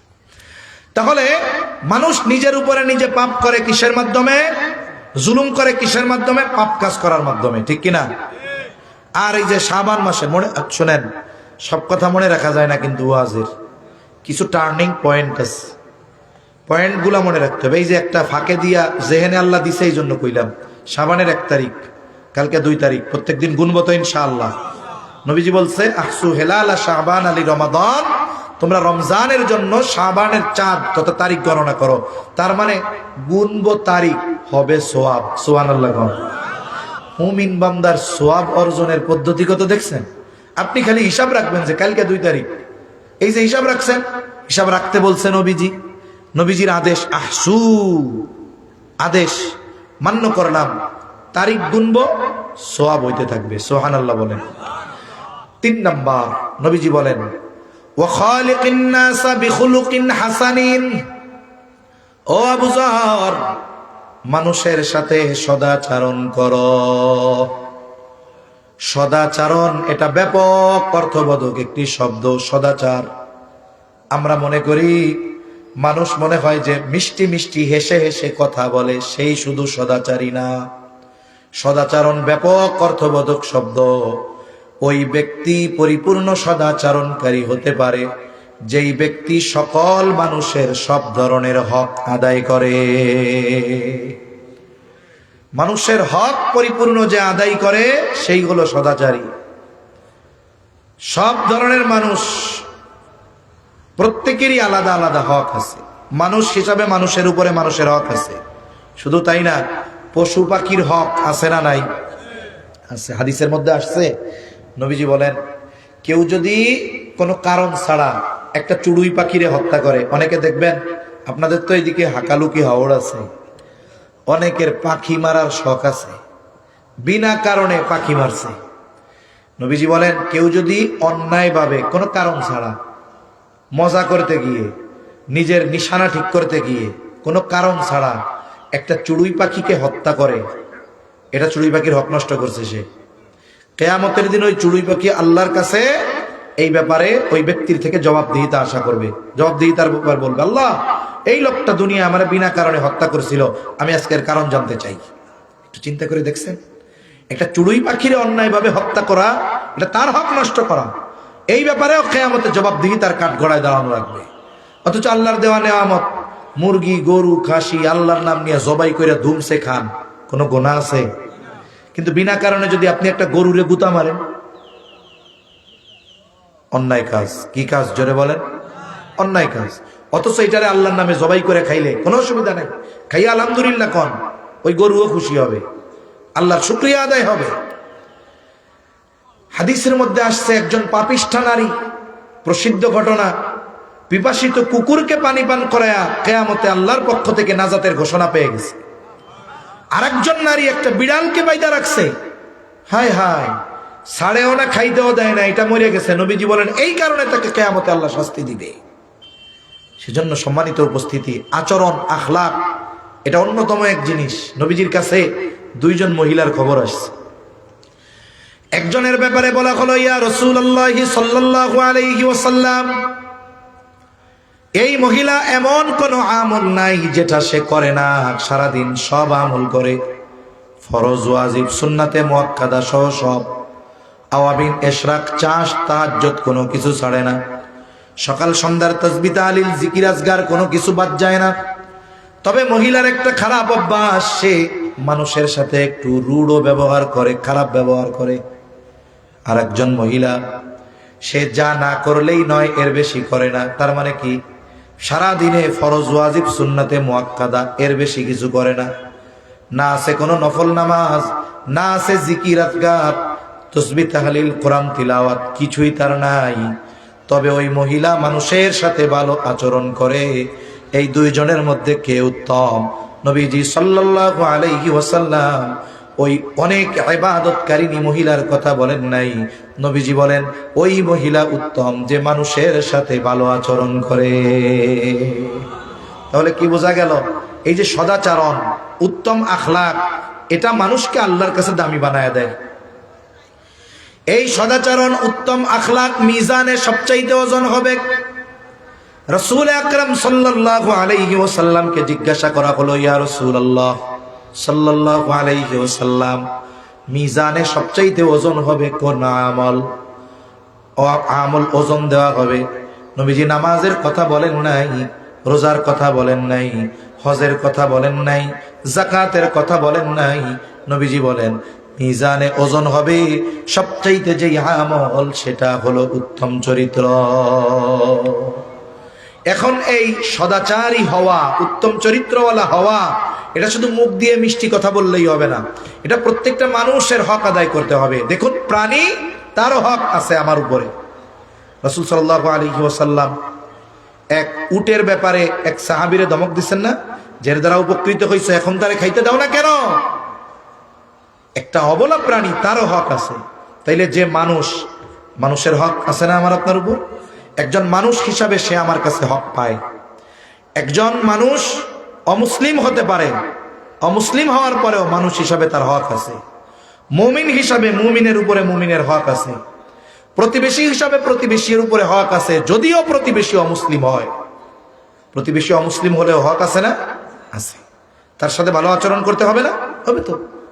আমরা তো মুসলিম প্রতিবেশীর সাথেও ভালো আচরণ করি না। অথচ নবীজির কাছে আয়েশা সিদ্দিকা রাদিয়াল্লাহু তাআলা আনহা বলতেছেন, ইয়া রাসূলুল্লাহ সাল্লাল্লাহু আলাইহি ওয়াসাল্লাম, আমার দুইজন প্রতিবেশী, একজন মুসলিম আর একজন ইহুদি। ইয়া রাসূলুল্লাহ, প্রতিবেশী হিসাবে কে আমার কাছে বেশি হক পাও না? নবীজি এইখানে ধর্মীয় পরিচয়কে প্রাধান্য দেন নাই। নবীজি বললেন, আয়েশা, যার দরজা তোমার দরজার বেশি কাছে, প্রতিবেশী হিসাবে সে তোমার কাছে বেশি হকদার। একজন মুসলিম, সেও যদি আমার প্রতিবেশী হয়, সে আমার কাছে সদাচরণ, ভালো ব্যবহার প্রতিবেশী হিসাবে পাও না। সুবহানাল্লাহ, ইসলাম কত সুন্দর। আবার একজন প্রতিবেশী যদি মুসলিম হয়, তাহলে তার হক দ্বিগুণ হয়ে যায়। একে তো প্রতিবেশী হিসাবে পাও না, দ্বিতীয়ত আত্মীয় হিসাবে হক। আবার সে মুসলিম হিসাবে হক। তৃতীয়, যদি সে আত্মীয় হয়, তাহলে আত্মীয় হিসাবে হক। একটু চিন্তা করেন, আমরা মানুষের সাথে সদাচরণ করি না, মানুষের আচরণগত হক নষ্ট করি। একজন মানুষ আপনাদের মধ্যে যিনি মুরব্বী আছেন, যে আমার বয়সে বড়, আমার আত্মীয়ও না, প্রতিবেশীও না, হয়তো আগে কোনোদিন দেখাও হয় নাই, কিন্তু উনি আমার কাছে একটা হক পাও না। কি? যিনি আমার চেয়ে বয়সে বড়, তিনি আমার কাছে উত্তম ব্যবহার, এটা ওনার হক পাওয়া। নবীজি বলেন, মাল্লাম ইয়ারহাম সগীরানা ওয়ালাম ইউক্কির কাবীরানা ফালাইসা মিন্না। নবীজি বলেন, যে ছোটকে স্নেহ করে না, যে আমার ছোট, সে আমার কাছে কি হক পাও না? ভালো আচরণ, স্নেহ। যিনি আমার বড়, তিনি আমার কাছে কি পাও না? বলে, তিনি আমার কাছে সম্মান পাও না। আমি যদি এখন কোনো বড় মানুষ তাকে অসম্মান করি, আমি তার হক নষ্ট করলাম। আমি একজন ছোট মানুষ, বিনা কারণে তাকে স্নেহ করলাম না, কষ্ট দিলাম, আমি তার হক নষ্ট করলাম। সুতরাং সাবধান, কিয়ামতের দিন এই আচরণগত হকগুলোর বিষয়েও ফয়সালা করবেন কে? নবীজি সাল্লাল্লাহু আলাইহি ওয়াসাল্লাম বলেন, তোমরা ওই দিন আসার আগে সতর্ক হয়ে যাও, যেই দিন আল্লাহ তাআলা বাদী বিবাদীর মধ্যে ফয়সালা করবে। নবীজি বলেন, দুনিয়াতে কেউ যদি অপরকে কথার দ্বারাও একটা কষ্ট দিয়ে থাকে, কথার দ্বারা, নবীজি বলেন, কিয়ামতের দিন এই বিষয়টারও মীমাংসা ফয়সালা যিনি করবেন তিনি কে? একটা কথা, আমি আপনারে অন্যায়ভাবে বলছি, কষ্ট দিছি, মাফ চাই নাই, এই বিষয়টারও বিচার হবে, ফয়সালা হবে কিয়ামতে। কি জটিল অবস্থা চিন্তা করছেন? তাহলে আমরা মানুষের হকের ব্যাপারে এত উদাসীন কেন? অনেক হাজী সাহেব আছে, মসজিদের সভাপতি, মাদ্রাসার সেক্রেটারি, 3 বার হজ করে আলহাজ হইছে, বোনের সম্পদ গপ গপ করে গিলা খেয়ে ফেলছে, এমন আল্লাহর ওলি আছে না নাই? অভাব নাই। অথচ নবীজি সাল্লাল্লাহু আলাইহি ওয়াসাল্লাম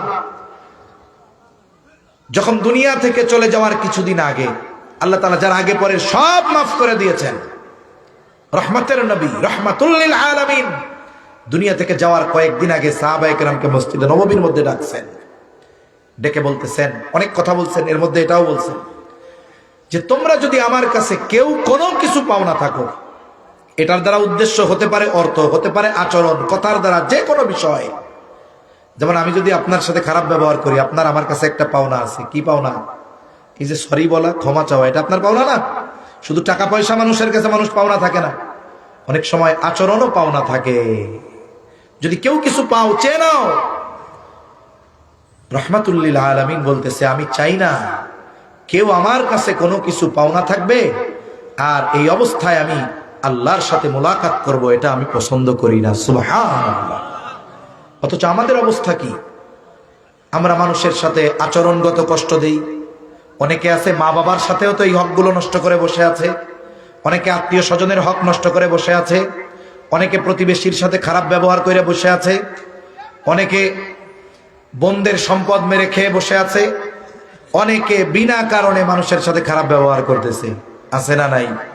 এজন্য সাবধান, আমরা আমার আর এক মুসলমান ভাইয়ের আচরণগত কষ্টেরও কারণ হব না।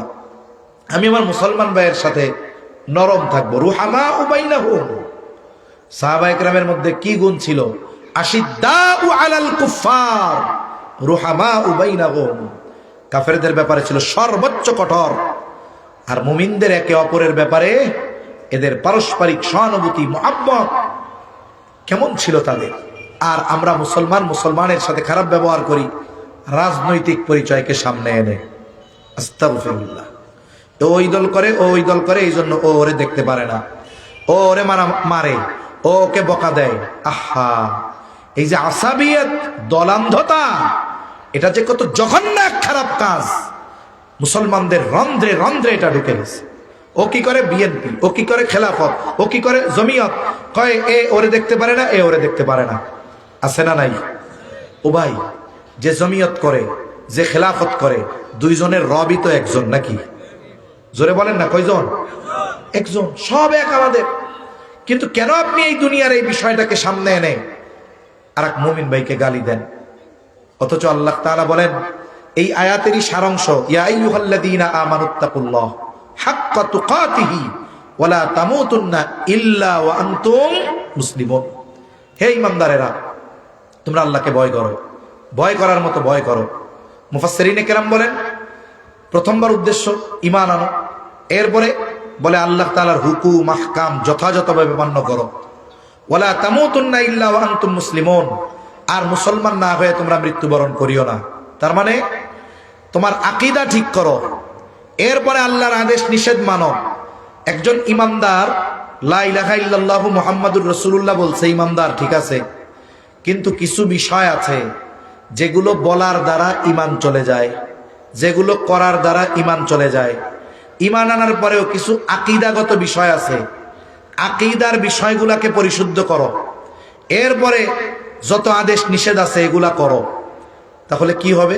তুমি মুসলমান হবে। তার মানে তুমি আকীদা বিশুদ্ধ না করে, তুমি আল্লাহর হুকুম আহকাম যথাযথভাবে না মেনে মুসলমান না হয়ে তুমি মইরো না। এখন যারা মুসলমান হয় তাদের অনেকগুলো কোয়ালিটি, যোগ্যতা, গুণ থাকে। এগুলোর মধ্যে একটা কি? নবীজি বলেন আল মুসলিমু মান সালিমাল মুসলিমুনা মিন লিসানিহি ওয়া ইয়াদিহি।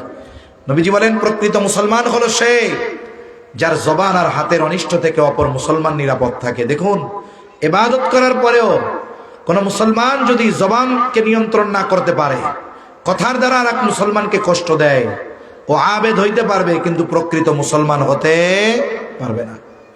এজন্য আমি আপনি মুসলমান হয়ে মরতে যদি চাই, তাহলে ইবাদত, ঈমান, আকীদা এগুলোর সাথে সাথে আমার মুসলমান ভাইদের সাথে ভালো ব্যবহার করার দরকার আছে না নাই? আছে না নাই? এজন্য সদাচারী যদি হতে চাই, সদাচরণকারী যদি হতে চাই, প্রত্যেকটা মানুষ যে যেই ধরনের হক আমার কাছে পায়, হকটা আচরণগত হোক, হকটা অর্থনৈতিক হক হোক, হকটা জমির সাথে সম্পৃক্ত হোক, হকটা লেনদেন টাকা পয়সার সাথে হোক, সব ধরনের হক আমরা আদায় করবো তো ইনশাআল্লাহ। আসছে? হ্যাঁ, আচ্ছা, সব ধরনের হক আমরা আদায় করবো তো ইনশাআল্লাহ। আল্লাহ তৌফিক দান করেন। শুনুন, কিয়ামতের দিন সবচেয়ে নিঃস্ব হবে কে? নবীজি সাল্লাল্লাহু আলাইহি ওয়াসাল্লাম সাহাবায়ে কেরামকে জিজ্ঞাসা করতেছে, কে হবে কিয়ামতের দিন মুফলিস, মিসকিন কে হবে? সাহাবায়ে কেরাম বললেন, আল্লাহ এবং তার রাসূল ভালো জানেন। নবীজি সাল্লাল্লাহু আলাইহি ওয়াসাল্লাম তখন বললেন, কিয়ামতের দিন সবচেয়ে নিঃস্ব হবে ওই ব্যক্তি দুনিয়ায় যার আমলের অভাব ছিল না, হজের অভাব ছিল না, যাকাতের অভাব ছিল না, দান সাদকার অভাব ছিল না, কিন্তু দুনিয়ায় মানুষের হক নষ্ট করত, মানুষের সাথে খারাপ ব্যবহার করছে, মাফ চাইতে পারে নাই, আইল কুপাইয়া আর একজনের জমি নিজের জমির মধ্যে নিয়ে নিছে। আছে না নাই এরকম? প্রতিবেশীরে খালি কষ্টই দিছে। অনেক ধনী মানুষ আছে, ও চিন্তা করে যে পাশের বাড়িওয়ালারে যদি কোনো মতে উঠাইয়া দিতে পারি তাহলে আমার বাড়িটা সুন্দর হয়। আছে না এরকম অনেকে? এইবার প্রতিবেশীরে কষ্ট দেয় কেমনে জানেন? সুন্দর মতো 2 তলা বাড়ি বানাইছে, গরিব মানুষ, তার বাড়ির উঠানে পোলা পান্ডে জালনা দিয়া কয়, আব্বু হিসু করে দেব। বুঝতে পারছেন নি? থুথু ফালায়, কাশি ফালায়, আইঠা পানি, ময়লা ফালায়, মানে প্রতিবেশীরে বুঝায় তুই ভাগ, নইলে কিন্তু তোর শান্তি আর নাই। এরকম লোক আছে না নাই? এই যে প্রতিবেশীর সম্পদ অন্যায়ভাবে দখল দেয়, প্রতিবেশীর সাথে খারাপ আচরণ করে, অথচ নবীজি সাল্লাল্লাহু আলাইহি ওয়াসাল্লাম প্রতিবেশীর হকের ব্যাপারে কি বলেন? আউসিনি জিবরিলু বিল জার হাত্তা যানানতু আন্নাহু সাইয়ুরিসাহু। নবীজি বলেন, জিবরাইল আমাকে প্রতিবেশীর হকের ব্যাপারে এত তাকিদ দিচ্ছিল, এত গুরুত্ব দিচ্ছিল, আমি একটা সময় মনে করেছিলাম যে প্রতিবেশীকে হয়তো ওয়ারিশ বানায়া দেওয়া হবে। এজন্য প্রতিবেশী যদি অভাবী, দরিদ্র, গরিব হয়, আমরা তার উপরে চাইপা বসবো না, খবরদার। নবীজি সাল্লাল্লাহু আলাইহি ওয়াসাল্লাম হাদিসের মধ্যে আসছে, নবীজি বলেন তোমরা তরকারির মধ্যে ঝোল বাড়ায় দাও। কেন? নবীজি বলেন যাতে করে তোমরা প্রতিবেশীর খোঁজ খবর রাখতে পারো। যেহেতু প্রতিবেশীর কথা বলতে গিয়া জেহেনে আর এক কথা আসছে, এই যে সামনে আসতেছে রোজার মাস, আসতেছে না? অনেকের সামনে দেখবেন ইফতারের সময় 15 প্রকারের খাবার থাকবে। বলেন তো ইফতারের সময় কোনো মানুষ ওই 15 প্রকার আইটেম থেকে একটা একটা খাইতে পারবে নাকি? পারবে না। 2 গ্লাস শরবত খাইলে পেট ভরে যায়, কিন্তু 15 প্রকারের খাবার দাবার, ফল ফ্রুটস আছে, কিন্তু তরমুজ নাই। কি নাই? 15 প্রকার আছে, কোনটা নাই? রোজাদার আফসোসে শেষ, আরে তরমুজ নাই রে, তরমুজ যদি থাকতো কত ভালো হইতো। তার মানে ওনার ভাবসাব এরকম, সামনে 15 প্রকার ইফতার আছে, এগুলা খাইলে রোজা কবুল হবে না তরমুজ না খাইতে পারলে। উনি তরমুজের জন্য আফসোস করে শেষ, কিন্তু ওনার প্রতিবেশী সেহরির সময় ভাত রান্না করছিল, ওইটারে পানি দিয়া রাখছে, তরকারি মরকারি কিচ্ছু নেই, সামান্য একটু মরিচ পোড়া দিয়া ভর্তা বানাইয়া বৈশা রইছে, আজান দিবে পানি ভাত দিয়া ইফতার করবে। এরকম লোক আশেপাশে আছে না নাই? আমি পেট বইরা ইফতার করতেছি, খাইতেছি, আমার পাশে আমার আর এক প্রতিবেশী অভাবে ইফতার করার জন্য পান্তা বাতার মরিচ নিয়ে বৈশা আছে। আমি কেমন রোজাদার, আমি কেমন রোজাদার ও ভাই।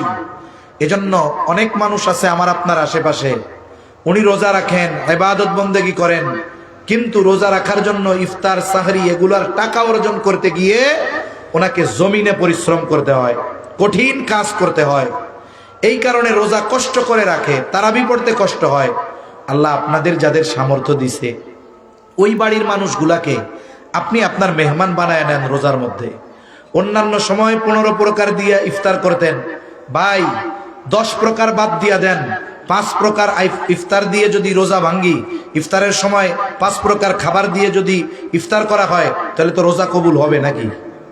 হবে তো? আচ্ছা হবে। তাইলে আপনি এই অতিরিক্ত ব্যয়টা না করে এই টাকাটা ওই রোজাদার ভাইরে দেন, যে ভাই এই যে রোজার মাস তোমারে 2 বস্তা চাউল কিনে দিলাম, 2 কেজি ডাউল কিনে দিলাম, এই যে 3000 টাকা দিলাম, তুমি এটা দিয়ে মাছ তরকারি গোশত কিনে রোজা রাখো, রোজার মাসে আর পরিশ্রম করো না। ভাইরে আমি রোজা রাখলাম, আমারটা কবুল হতেও পারে নাও পারে, ওরে সহযোগিতা করলাম, ওর রোজা কবুল হতে পারে নাও পারে, তবে ওর রোজা কবুল হইলে যেই সওয়াব পাইতো আমি অটোমেটিক ওই পরিমাণ সওয়াবের মালিক হয়ে যাব। সুবহানাল্লাহ বলেন। এজন্য এই যে রোজার মাস আমরা প্রতিবেশীর দিকে খেয়াল রাখবো তো ইনশাআল্লাহ। নবীজি এক হাদিসের মধ্যে বলেন, লাইসাল মুমিন আল্লাযী ইয়াশবাউ, ওই ব্যক্তি মুমিন নয় যে নিজে পেট পুরে খায় আর তার প্রতিবেশী পাশে অভুক্ত থাকে। এমনটা যেন রোজার মাসে না হয়। আমি আমার ইফতার, আমি আমার সাহরি এগুলো একা একা ভালো খাবো এমন নয়, আমার আশেপাশের মানুষ যারা অভাবী দুস্থ তাদেরকেও আমার দস্তরখানে শামিল করব, তাদেরকেও আমি একটু তাদের পাশে দাঁড়াবো। আশা করা যায় এই যে তাদের প্রয়োজন মিটাইলাম, তাদের একটু সহযোগী হইলাম, আল্লাহ তাআলা আমাকে দুনিয়া আখেরাতে উত্তম বিনিময় দিবে। ঠিক কিনা বলেন? এজন্য রোজার মাসে আল্লাহ রাসূল সাল্লাল্লাহু আলাইহি ওয়াসাল্লাম বলেন, আরে ভাই রোজাদার, তাকে যদি আমি একটু খেজুর দিয়ে পানি দিয়ে ইফতারের ব্যবস্থা করি, তাতেই হাদিসে আসছে ওই রোজাদারের সমপরিমাণ সওয়াব ইফতার করানেওয়ালা পেয়ে যাবে একটা খেজুর দিয়ে করাইলেও। আর আমি আপনি যদি তার জন্য একটু ভালো খাবারের ব্যবস্থা করি, তার প্রয়োজনটা যদি একটু মিটায় দেই, তাহলে আল্লাহ কি খুশি আগের চাইতে বেশি হবে না কম হবে? অবশ্যই অবশ্যই আরো বেশি খুশি হবে আল্লাহ তাআলা। সাথে সাথে আপনি একজন বান্দার প্রয়োজন মিটিয়েছেন, এই সময় তার ইফতারের প্রয়োজন ছিল, এই সময়টাতে তার একটু সাহরির প্রয়োজন ছিল। আল্লাহ রাসূল সাল্লাল্লাহু আলাইহি ওয়াসাল্লাম বলেন, যেই মুমিন অপর মুমিনের প্রয়োজন মেটায়, আল্লাহ তাআলা ওই ব্যক্তির দুনিয়া আখিরাতের প্রয়োজন মিটায়া দেয়। সুবহানাল্লাহ। তাহলে এই ধরনের কাজের মাধ্যমে আমরা মানুষের সাথে ভালো আচরণকারী হব, ভালো ব্যবহারকারী হব। অনেক সময় অনেকে পাশে পাশে আছে ইয়েতিম, অসহায়, বিধবা, আমরা এদের ব্যাপারে খবর নিব। আল্লাহ রাসূল সাল্লাল্লাহু আলাইহি ওয়াসাল্লাম বলেন, আস-সাঈ আলাল আরমালা কাল মুজাহিদি ফি সাবিলিল্লাহ। এই যে ব্যক্তি বিধবা, মিসকিন, অসহায়, এদের সাহায্য করে, হ্যাঁ, তাদের সহযোগী হয়, সে যতক্ষণ তাদের সহযোগিতায় থাকে কেমন যেন সে জিহাদের ময়দানে থাকে। সুবহানাল্লাহ। দারুল উলুম দেওবন্দের একজন আলেম ছিলেন, নামটা আমার মনে পড়তেছে না, হযরত এই হাদিসের উপরে আমল করতেন। দেওবন্দের অনেক অঞ্চলে ছিল অনেক মুরব্বী মানুষ, বিধবা, সন্তানও দূরে থাকে নাই। উনি বাড়ি বাড়ি গিয়ে বলতেন, কারো কি কিছু বাজার থেকে আনা লাগবে? এক মহিলা কইছে আমার মরিচ আনতে হবে। হযরত ওই লেখা টাকা নিয়ে যাইতেন, মরিচ আইনা ওনারে দিতেন। এমনও হয়েছে নাকি একদিন এক মহিলা ওনারে 3 বার বাজারে পাঠাইছে, বিধবা মহিলা, সন্তান নাই, অসহায়, 3 বার উনি হাসি মুখে বাজারে গেছেন। এই হাদিসগুলোর উপরে আমল করছেন। এই মানুষগুলার কথা আমরা শুনি, নাম মনে নাই আমার, কিন্তু দিল থেকে তার জন্য দোয়া আসতেছে না? যে কেমন মানুষ, হাজারো ব্যস্ততার মাঝে বিরক্ত হন নাই, বারবার পাঠাইছে, উনি বারবার গেছেন। হ্যাঁ, আমরা তো আমাদের আশেপাশে এরকম দুস্থ অভাবী মানুষ যারা আছে, ইয়াতিম মিসকিন যারা আছে, এদের পাশে দাঁড়াবো ইনশাআল্লাহ। দাঁড়াবো তো? এই যে নবীজির 3টা নসিহতের আলোকে আমরা আলোচনা করলাম। 1 নাম্বার, নবীজি বলেন, ইত্তাকিল্লাহা হাইসুমা কুনতা, হে আবু যর, যেখানেই থাকো না কেন আল্লাহকে ভয় করবা। আল্লাহ তাআলাও তাকওয়া অর্জনের নির্দেশ দিয়েছেন। কেমনে তাকওয়া অর্জন করব? দুইটা পদ্ধতি আমরা জানছি। সাদিকিনদের সঙ্গী হব, বন্ধু বানাবো নামাজি নেককার, বদকারের সাথে সঙ্গী হব না। ইমাম সাহেবের সাথে আমার খাতির হবে, আলিমদের সাথে আমার খাতির হবে, তালিবুল ইলমদের সাথে খাতির হবে। যে বিড়ি সিগারেট গাঁজা খায় ওর ব্রেন যত ভালো হোক, ওর সাথে আমার কোনো সম্পর্ক। এরকম বন্ধু বানাবো। কলেজ, স্কুল, ইউনিভার্সিটি প্রত্যেক জায়গায় নেককারকে বন্ধু হিসাবে গ্রহণ করব।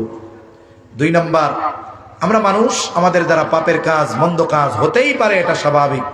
কিন্তু নবীজি সাল্লাল্লাহু আলাইহি ওয়াসাল্লাম বলেন, ওয়াতবি'is সাইয়্যাতাল হাসানাতা তামহুহা, তোমার দ্বারা যদি কখনো মন্দ কাজ হয়ে যায়, নেকের কাজ করবা। মন্দ কাজ বা পাপের কাজের মাধ্যমে মানুষ নিজের উপরে নিজে জুলুম করে, নিজের উপরে নিজে কি করে? জুলুম করে। আর এই জুলুমের অবসান ঘটে কিসের মাধ্যমে? ভালো কাজের মাধ্যমে। ভালো কাজটা কেমন হবে? বলে যদি কবিরা গুনাহ হয় তাহলে সেটা তাওবা হবে, কিন্তু যদি বান্দার হক মাইরা খায় আর যদি আস্তাগফিরুল্লাহ আস্তাগফিরুল্লাহ কয়, তাহলে কি ওই পাপের ক্ষেত্রে এই আস্তাগফিরুল্লাহ ভালো কাজ হইব? আস্তাগফিরুল্লাহ দিয়ে অন্য পাপ মাপ হইতে পারে, কিন্তু বান্দার হকটা তো মাপ হবে না। এজন্য মনে রাখবো, তাওবা কবুলের 3টি বা 4টি শর্ত। 3টি বা কয়টি? 1 নাম্বার, অন্যায়টা যদি বান্দার হকের সাথে সম্পৃক্ত না হয়, আল্লাহর হকের সাথে সম্পৃক্ত, তাহলে কি? 1 নাম্বার, যেই পাপের ব্যাপারে তাওবা করব, যেই পাপ থেকে আমি ফিরব, সেই পাপ ছাড়তে হবে। পাপ কি করতে হবে? ছাড়তে হবে। 2 নাম্বার, এই যে অতীতে কইরা আসছি এই পাপ, এই কারণে লজ্জিত হতে হবে। 3 নাম্বার, ভবিষ্যতে ওইটা না করার ব্যাপারে 100% এরাদা ওয়াদা করতে হবে। এটা হলো বান্দার হক, আল্লাহর হকের ব্যাপারে। তাহলে কি? 1 নাম্বার, পাপ ছাড়বো। 2 নাম্বার, লজ্জিত হব। লজ্জিত হওয়া মানে হলো ক্ষমা চাওয়া। এখানে ইস্তেগফার, আল্লাহ আমারে মাফ করে দেন। পাপটা ছাড়লাম, লজ্জিত হয়ে ক্ষমা চাইলাম যে আল্লাহ মাফ করে দেন। 3 নাম্বার, ভবিষ্যতে আল্লাহ আর এই গুনাহ করব না। যদি এইভাবে তাওবা করি, আল্লাহর হক যদি নষ্ট হয় তাহলে আল্লাহ কি করবেন? মাফ করে দিবেন। আর যদি পাপটা বান্দার হক সম্পৃক্ত হয়, আগে তার কাছে মাফ চাইতে হবে, আগে তার কাছে মাফ চাইতে হবে, কারণ সে যদি মাফ না করে আল্লাহ তাআলা মাফ করবে না। এজন্য নবীজি বলেন, ওয়াতবি'is সাইয়্যাতাল হাসানাতা তামহুহা, তোমার দ্বারা যদি কখনো মন্দ কাজ হয়ে যায়, নেকের কাজ করো, ভালো কাজ করো। ভালো কাজ মন্দ কাজ মিটায় দেয়। আল্লাহ বলেন, ইন্নাল হাসানাতি ইউযহিবানাস সাইয়্যাত, নেকের কাজ মন্দ কাজকে মিটায় দেয়। এরপরে 3 নাম্বার, নবীজি সাল্লাল্লাহু আলাইহি ওয়াসাল্লাম বলেন, ওয়া খালিকিন নাসা বিখুলুকিন হাসানিন, মানুষের সাথে সদাচরণ করো। ওই যে শুরুতে বলছিলাম, এই 3টি গুণ অর্জন যে করতে পারে, 1 নম্বরে হক আদায় হয় কার? আরো জোরে বলেন, কার? 2 নাম্বার, হক আদায় হয় নিজের। বলেন, 2 নাম্বার, হক আদায় হয় কার? নিজের। 3 নাম্বার, যদি প্রকৃত সদাচরণকারী হওয়া যায় তাহলে মানুষের হক আদায় করা হয়। আর কিয়ামতের দিন মানুষ আল্লাহর হকের চাইতে বান্দার হকের বিষয়ে ধরা পড়ে যাবে বেশি। আমরা এই 3টা গুণ অর্জন করব তো ইনশাআল্লাহ? জোরে বলেন, আসছে জোরে বলেন, করব তো ইনশাআল্লাহ? কারা কারা করবো একটু হাত উঁচা করি। নারায়ে তাকবীর, নারায়ে তাকবীর। মাশাআল্লাহ, হাত নামাই। আল্লাহ তাআলা আমাদের সকলকে এই 3টি গুণ, নবীজির নসিহতের আলোকে এই 3টা গুণ যথাযথভাবে অর্জনের তৌফিক আল্লাহ দান করেন। সকলে বলি আমিন। ওয়া আখিরু দাওয়ানা আনিল হামদুলিল্লাহি রাব্বিল আলামিন। আলহামদুলিল্লাহ।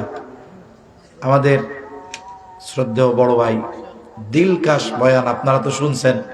এখন তো মোটামুটি সিলেটের মানুষের হৃদয়ের মানুষ হযরত চলে আসছেন। অনেক যুবক ভাই হযরতের বয়ানের আশায় আছেন। এজন্য আপনাদের অনুরোধ, আপনারাও সুন্দর মতো বৈশা যান। আমিও আপনাদের কাছে দোয়া চাই। আসসালামু আলাইকুম ওয়া রাহমাতুল্লাহি ওয়া বারাকাতুহু। আলহামদুলিল্লাহ, সুম্মা আলহামদুলিল্লাহ। আমাদের সম্মানিত আলোচক হযরত মাওলানা মুফতি ইসমাইল হোসেন বুখারী কাশানী সাহেবের কাছ থেকে অত্যন্ত তাৎপর্যপূর্ণ গুরুত্বপূর্ণ নসিহত শুনছিলাম।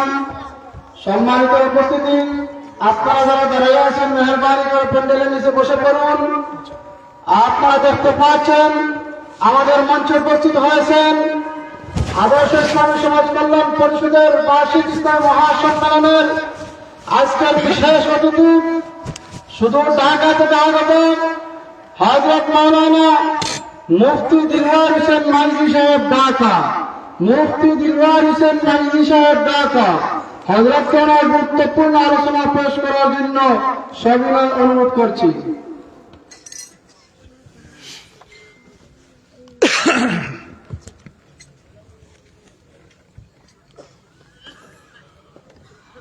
السلام عليكم ورحمة الله وبركاته.